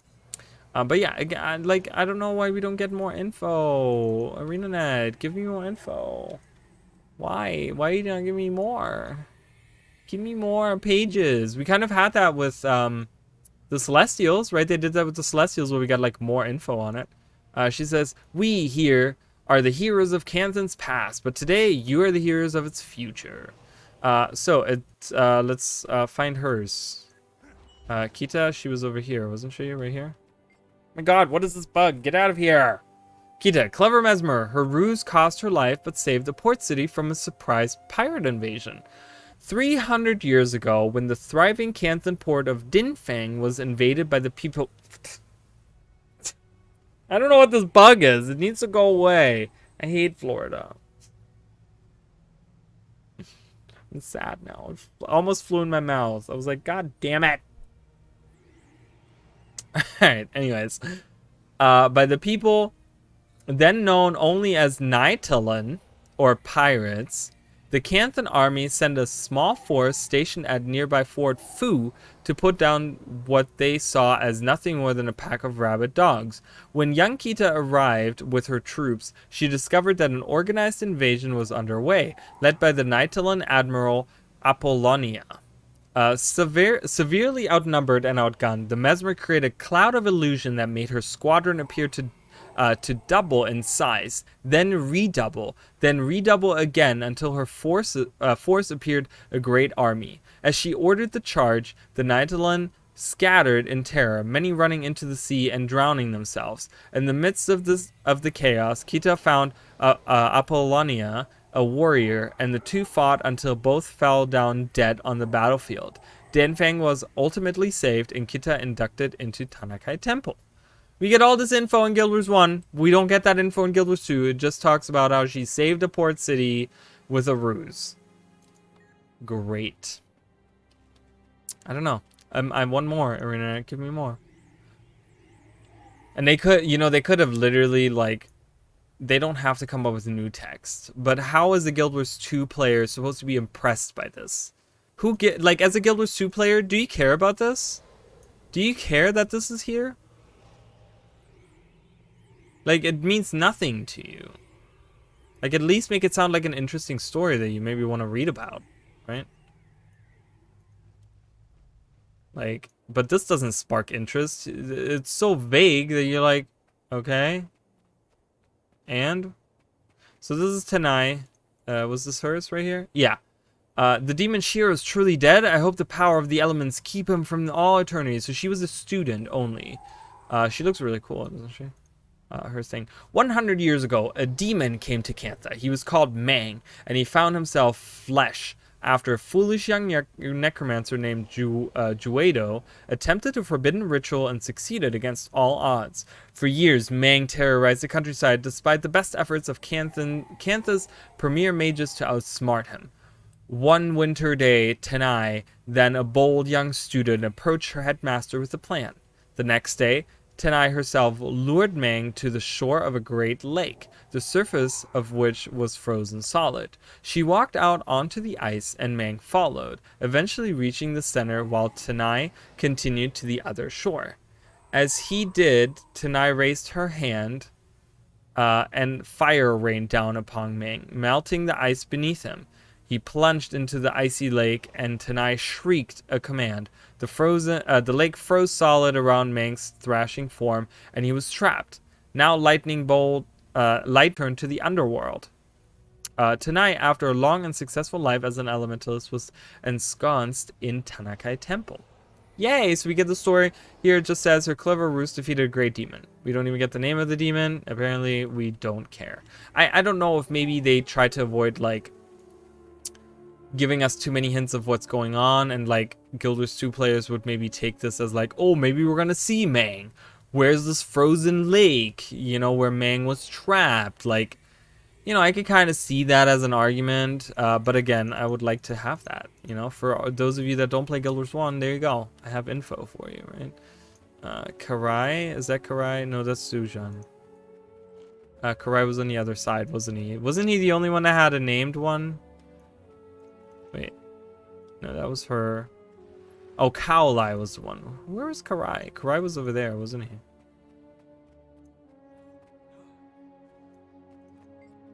Nope. It's this one. It has to be this one, or I'm gonna cry. Yay! Okay, so it says, kind healer. His skill earned him acclaim, but his selflessness was what earned him the favor of Dwayna herself.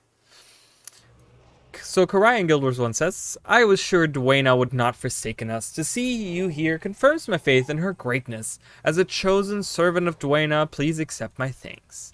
There's his statue right there, and we're going to read his text. Karai was a powerful healer who lived 700 years ago.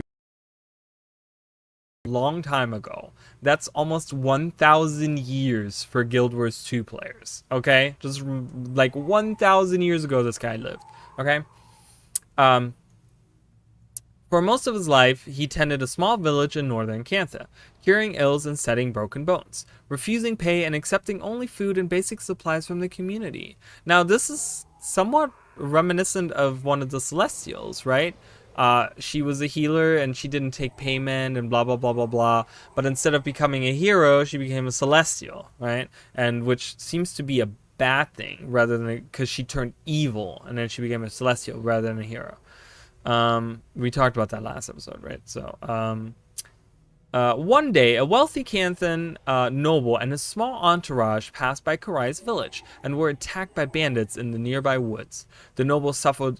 Look at all this text. Look at all this text we get in Guild Wars 2, and this is what we get in Guild Wars, this is what we get in Guild Wars 1.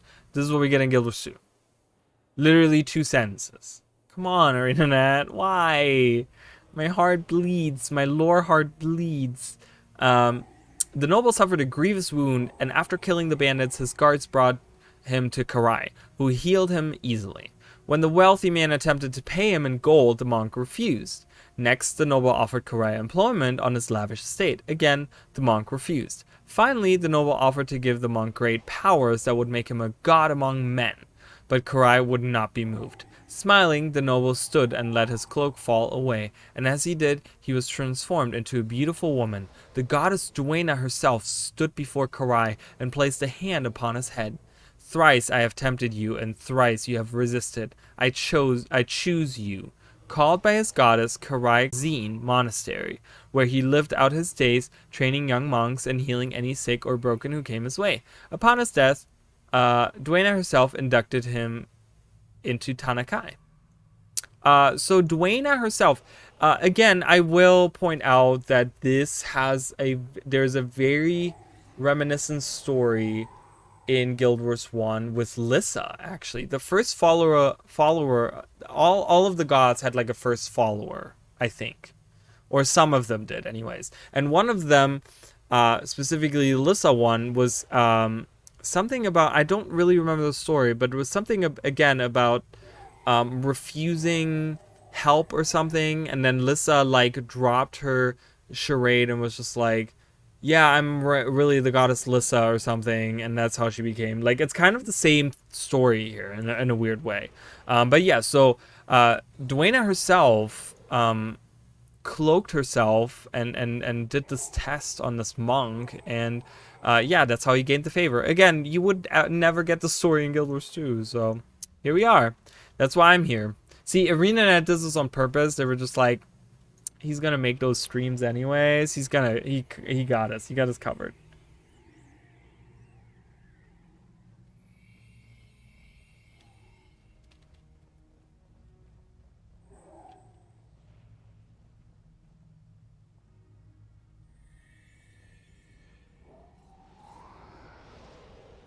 So, I don't know, my characters always want to like, hi, like look at the camera. I was like, why are you here? Jai Zanju.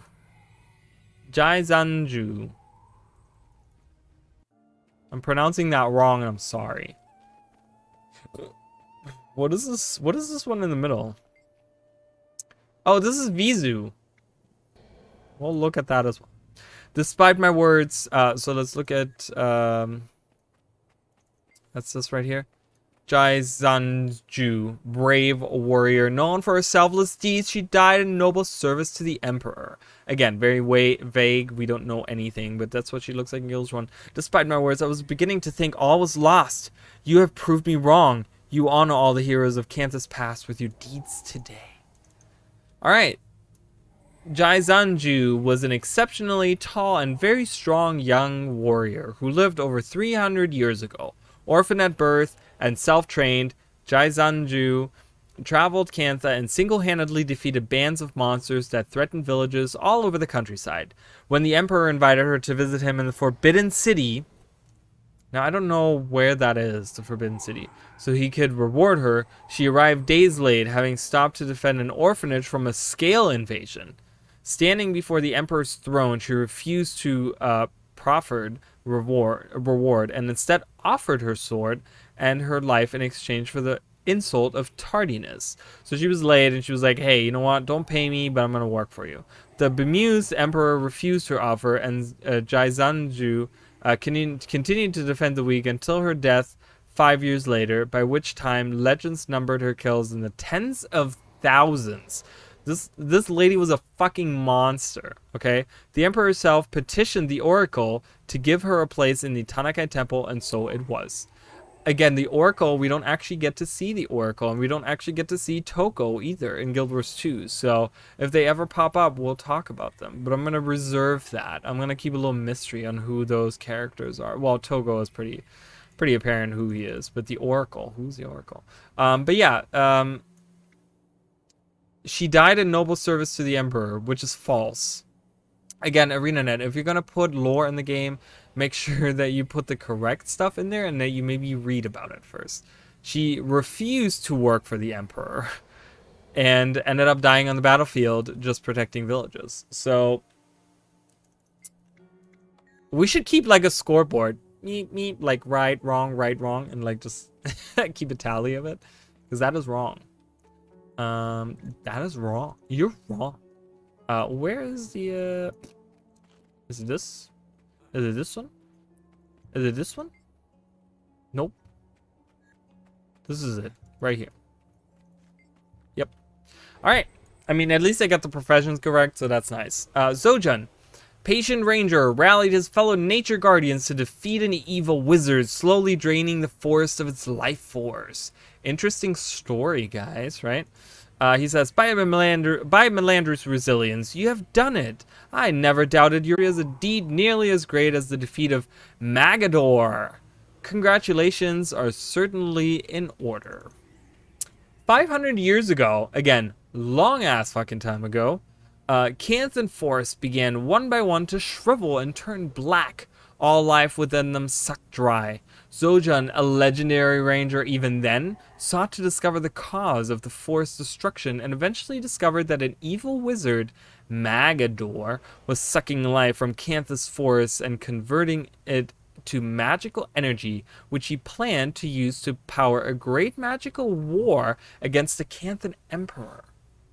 Zojun called upon his fellow rangers, and together they swept through Cantha's remaining forest, charming every beast of any size that crossed their path. Legends tell of a great bestial army that thundered across the land and grew in size until every creature in Cantha had joined its ranks. Imagine, they go through all of Cantha, all of the forests of Cantha, which there aren't a lot because if you actually look at the map, there aren't really that many, but of pets, right? It's like a pet army. I mean, that's like a spec waiting to happen, right? When the Rangers and their allies arrived at the entrance to Magador's lair, the sheer weight of their numbers collapsed the earth, and Magador was crushed beneath them. The life he had stolen rose up out of the ground and returned to the forest, which instantly flourished once again. They don't actually talk about how he got indicted in the inducted into the Tanakai Temple, but yeah, so they didn't even fight this guy. They literally raised an army so heavy that they went over this layer and crushed the guy that was underneath, and by killing him, released all the magic, right? We know that that's how that happens, and all this nature magic went back into the forests and you know, brought them back to life. It's a really cool story, right? I really like that story. It's a really neat one. Let's see, this one was replaced. Now this was supposed to be Kaolai, okay? This was replaced with Master Togo. Which, do we have a Master Togo plague here? There's Kaolai, there's Arcamura's, and then this is the one to us. So this is the Heroes of Guild Wars 1. Hero of Cantha. Though the Ministry of Purity so feared them that their name and features were expunged from record, the great deeds they performed left the mark on this land forever. So that was the people of Guild Wars 1, you know, us that played Guild Wars 1. That's our plague right there. Is there a Master Togo one maybe up here or something? Because this is the temple to the 5. With Duena being the leader in the middle, obviously. But I guess Togo doesn't get one. That's really sad. So I'm gonna have to pull up Kaolai. So if you don't finish factions, you actually get to see Kaolai. There's actually a statue here, but they replace Kaolai with Master Togo because they're both ritualists, so they replace the ritualist with the ritualist. My friend, it is I, Togo. Yes, this place has become my home now. I've chosen to stay behind like the other heroes here and lend counsel to those Canthans who have need of it. I'm so proud of what you have done, Rally of Twilight. I knew there was something special within you when I first met you at the monastery. That is why I brought you with me to meet Minister Cho, and that proved to be the most important decision in Shiro's downfall. The value of your deeds will never be forgotten. Formerly known as Master Togo, Master of Xinjiang Monastery, Togo was inducted into Tanakai Temple with the new title Defender of Cantha. During his lifetime, Togo helped improve relations between the Canthans and the Tengu, and as Master of Xinjiang Monastery, he trained many students whose heroic deeds have yet to be written. When the betrayer Shira Tagachi returned from the mist, Togo worked tirelessly to ascertain Shiro's plan and prevent its success. Breaking down the barriers of culture, Togo was also responsible for helping to unite the Kurzik and Luxon nations in the battle against Shira, which ultimately led to the betrayer's final defeat. Togo was slain by Shira while defending Emperor Kizu's life. Okay, let me pull up. Let me actually find Kaolai's thing. And I will read that to you guys.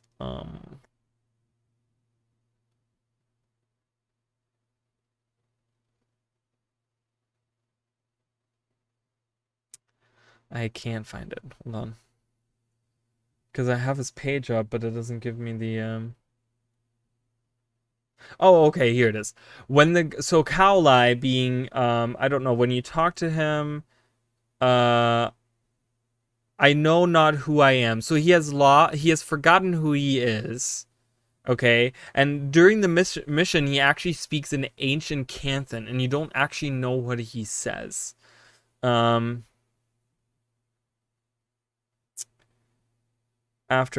Okay, so there's you can actually go back to these, and after like the missions that you do throughout the Canthan campaign, you can actually go back to them and they have different dialogue. But what he would say at the very end, once you defeat Shiro, he would say, I foresaw Togo's death. My time here is at an end. Togo will soon release me of my duties here.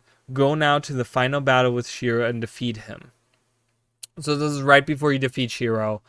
Actually, I said that wrong. So it's right before you defeat Shiro, and then after Shiro's defeat is when Togo gets replaced. So he knows that Togo is going to replace him as the hero, as the ritualist hero, so to say. Which is kind of cool that they put that in, right? So let's read what his plague says. It says, when the gods walked Tyria 1,000 years ago, the ritualist Kaolai, an old man even then. So this guy was alive thousands of years ago. So this is the oldest one. That's why he speaks ancient Canthan, because he is so old that they had a different language back then.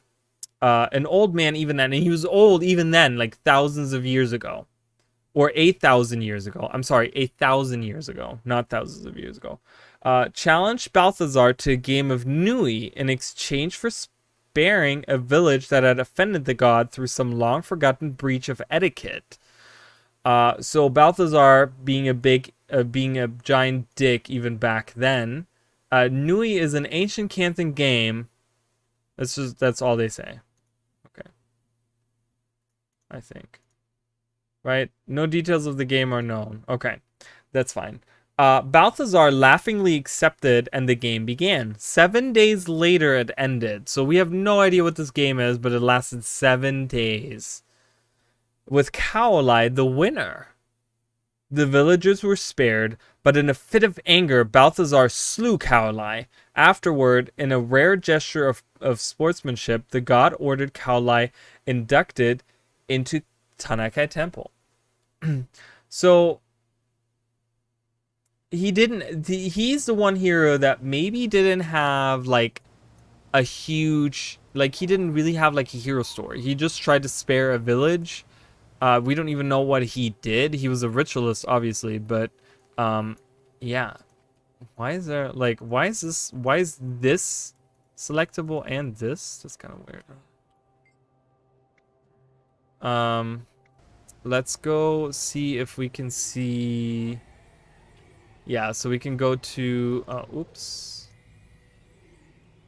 We can talk to Vizu here. Arcamura, champion of the Luxons, along with the Kurzik champion and the assassin Vizu, he slew the betrayer Shira Tagachi, though it cost him his life. And I'm probably gonna, I'm guessing, oh god, we're stuck. Okay. Yep, and it is the same thing about Saint Victor. Nothing special about those. Let's talk to Vizu. Vizu, yeah, we actually talked to her already. But she has a plague here. Loyal Assassin, her stealthy attack gave an opening to the champions of the Luxons and Kurziks to slay Shira the Betrayer, which is correct. So look at all this. Again, tons of text. So Vizu being, again, Nika. We see Nika's ghost in Guild Wars 2 in the jumping puzzle. And this is Nika's ancestors. So like even older. 200 years ago, a young but talented assassin known as Vizu gave her life protecting the Emperor. While attending the Harvest Festival, Vizu chanced to lock eyes with the Emperor's main bodyguard. And what she saw there chilled her to the bone. Acting upon a premonition, she began to make her way through the tightly packed crowds and closer to the temple. Before she could reach it, however, an alarm was sounded, and she heard the sounds of a fight from the tower where Emperor Angxian was to have made his blessing to Duena. Using the tools of her profession, she shadow stepped to the tower, where she saw Shira standing over the Emperor's body, feeding off of his life force.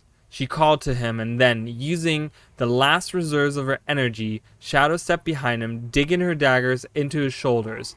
Vizu's brave move provided the Kurzik and Luxon champions the time they needed to get to the tower, and they finished off the betrayer, which actually, this is Guild Wars 1 contradicting itself, because in the actual cinematic, if you guys haven't watched it, it's actually really, really cool cinematic to watch. The trailer for Factions, for Guild Wars Factions. Watch it. It's really cool. And in that, it's actually, you can see Vizu running up to the temple when the bell is being rung. And then she shadow steps up to the top and then attacks Shiro. Okay.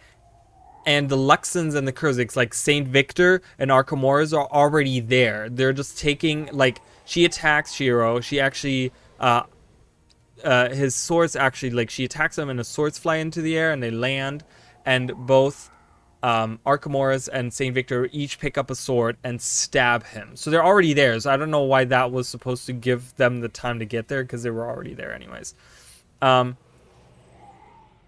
Champions the time they needed to get to the tower, and they finished off the betrayer using his own blades, which he had dropped when Vizu attacked, like I just said, right? Unfortunately, Vizu was killed when Shira's death whale washed over the lands in what was since has become known as the Jade Wind. Yeah, so she died in the Jade Wind because it happened as soon as he got stabbed. Yeah, and that's pretty much the heroes of, you know, again, sad that we didn't get more. Like, ArenaNet, you could have added some more. And then again, you made mistakes in your own lore. Who was the one that had a mistake? It was something about the village. And it was like the other way around. It was the first one we read, I think, I want to say. I don't remember. It doesn't really matter. But, yeah, so it's just, you know, it's kind of a shame that Arena like you didn't have to add these. Obviously, they didn't have to do that, but they did that, and then they did like kind of a sloppy job with it. So I'm like, oh, what about Tomb over here? What does he say? Ooh, okay, I want to read this. I have not talked to this guy. You're the commander. You've created a lot of work for me. I maintain our records, and you've generated quite a few new entries. Feel free to ask me anything. How did the Kestrels start? When the Tengu were pushed out of Xinjiang, a group came together to create a network to escort others to Echowald, and then to teach them how to live there undetected by the Ministry of Purity. And once the ministry fell, the Kestrels stuck around as peacekeeping group here in Echowald, bringing us to today. I have some more questions. How did you come? How did you come to have a base in Arborstone? When we first arrived, it was a ruin. Because of that, it was ignored, but still able to provide basic shelter. Once the ministry fell, Kestrels remained here and took on the job of rebuilding it. How did you become associated with Kunavang? She came to us many years ago before the rest of Cantha knew we were here. She helped obscure our presence from the Ministry of Purity. After the ministry fell, she hid our role in the restoration of Arborstone, pretending we were simply Tengu workers helping to preserve history. Okay, that's kind of cool. Can you tell me about any significant? Ziri Longfeather is considered to be our founder, though he swore until his final days that it was a group effort. It was his idea, though, and his motivation that encouraged others. I have more questions. I noticed there are humans in the Kestrels. Ah, yes. Once the ministry fell, our function began to change, and yeah, blah, whatever. Eventually, we did reveal ourselves when it happened. They carried on seeing blah, blah, blah. Yeah, nothing interesting. I mean, just whatever. You know, they started carrying on and eventually started, you know, getting more people. There's a Blood Legion soldier hanging out. But yeah, that's pretty much it for that. Anything else that's interesting to talk about, guys? Trying to think if there's anything that I like missed that I kind of want to talk about a little bit. If do you guys have anything in particular that you would want to talk about? Yeah, it'll be interesting to actually go to the mountains. In Guild Wars 2 also, Sanqua, beside, so this is Minister Cho's estate up here, okay? In Guild Wars 2, that entire area is green. That's Minister Cho's estate right there. But then the mountain stretches way farther out. And all of the outlying stuff is all like black and like, looks like it's all just like rocky stuff out there, right? Which that wasn't really the case. I mean, yes, we did have a lot of the black rocky mountains and stuff that were around there, but there was a lot of green in between as well. So, but I really have a big suspicion that we're gonna go to this part of the island. We're gonna get that gate right here. That secured gate is gonna open up, and we're gonna venture right into Sunqua Vale and Sunqua Peak, and we're gonna see all that stuff hopefully in season 6. I really think that's gonna yeah, I don't know, I'm trying to think of like other things to talk about, because that would wrap up. Well, we do have the Isle of Reflection, which is down here. I can't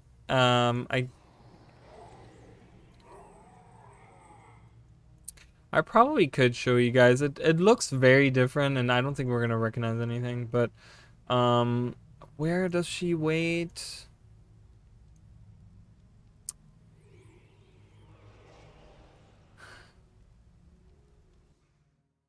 Outside of here? I'm looking for I forgot her name. She can join you. She can actually join you. We could even like put her in our party for this. What's her name? Miku. Miku is an assassin that you meet during the Winds of Change. She looks really cool. I really like her. She has a really cool look for an assassin. Oh, she has a... I gave her the Geshuko. Or maybe she had this already? Don't know. What is all this? What is all this? What is all this? Do I have a... I don't think I have anything for her. I kind of want to do something...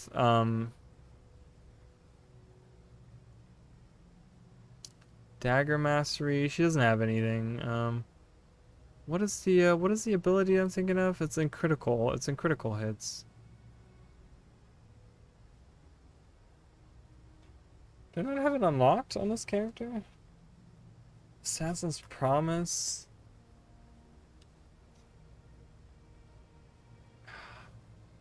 I'm trying to think of like, oh, this is right here. Can I? No, that's not it. What am I thinking? What is that one move I'm thinking of, guys? Oh, Death Blossom. So let's do Jagged Strike. Critical Strike. Let's not do that. I don't know. Whatever. Here's Shadow Refuge. Way of Perfection. Yeah, that's fine. We can keep that. These are Shadow Arts. But she doesn't have Shadow Arts. She has Critical Strikes. What do we have in Critical Strikes? Like up in Way of the Assassin. Yeah, this is good. We'll use that. Critical Eye. Yeah, she can have that. And then we'll do Death Blossom here. We'll do Golden Lotus Strike. And we'll do Fox Fangs.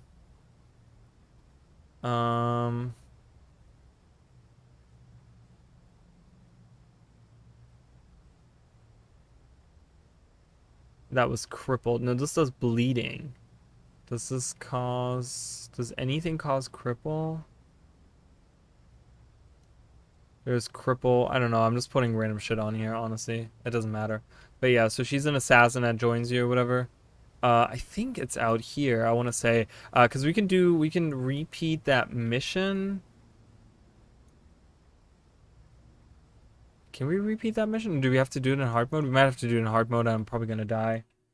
But I want to show you guys that island. And she should be maybe. Oh no, you have to go through all of the quest line because she's not even here. Yeah, we can't even do it. We can't even do it. I can't even do it. Alright, whatever. Yeah, you have to go through the whole quest line of Winds of Change. Oh,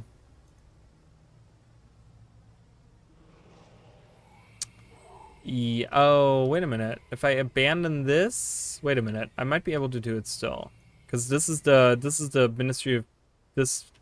Let's abandon that.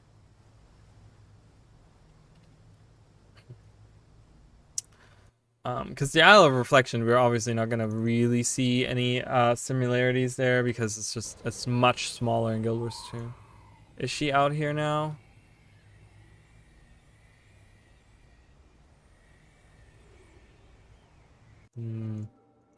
Nope, I guess I can't do it, so I don't know. I mean, I guess I could try to do, well, they don't use these anymore, right?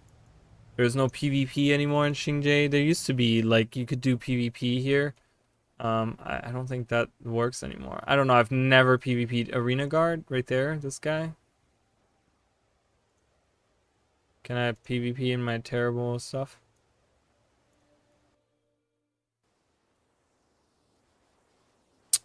Xinjiang Arena, we're here. It's pretty much all you get to see. There's like a little building there. Obviously, I mean, that could be that same building right here. Potentially, right? That could be that same building there, and then we would be standing like right here. We turn around and nothing looks the same. I don't know. Yeah, I have no idea. None of this even looks remotely the same, but this is what it looks like. Just so you guys can kind of see, that's what it looks like. There's like just like a waterfall here that kind of, there's a little creek that goes through. There's a bridge there, and there's like a little thing on the other side. And this is where you fight Reiko, you know, the leader of the Ministry of Purity in Guild Wars 1. And we got a little dragon statue. Look, it's a statue of Suwan, and we didn't even know it. So many years ago, they made a statue of Suwan. It's kind of cool how that works out. See, I love that when it matches up or whatever. So, but yeah. So, I think that's it, guys. There's really not much more. That will be the end of Cantha for now until we get Season 6, which I think Season 6 is going to take a little bit longer because they're probably going to do Season 1 first and do those releases, and then probably maybe sometime after that they're gonna do the CMs. They're gonna do all of their like 3 months into the summer, and then maybe at that point they might talk about like do all of their like 3 months into the summer, and then maybe at that point they might talk about like Living World Season 6.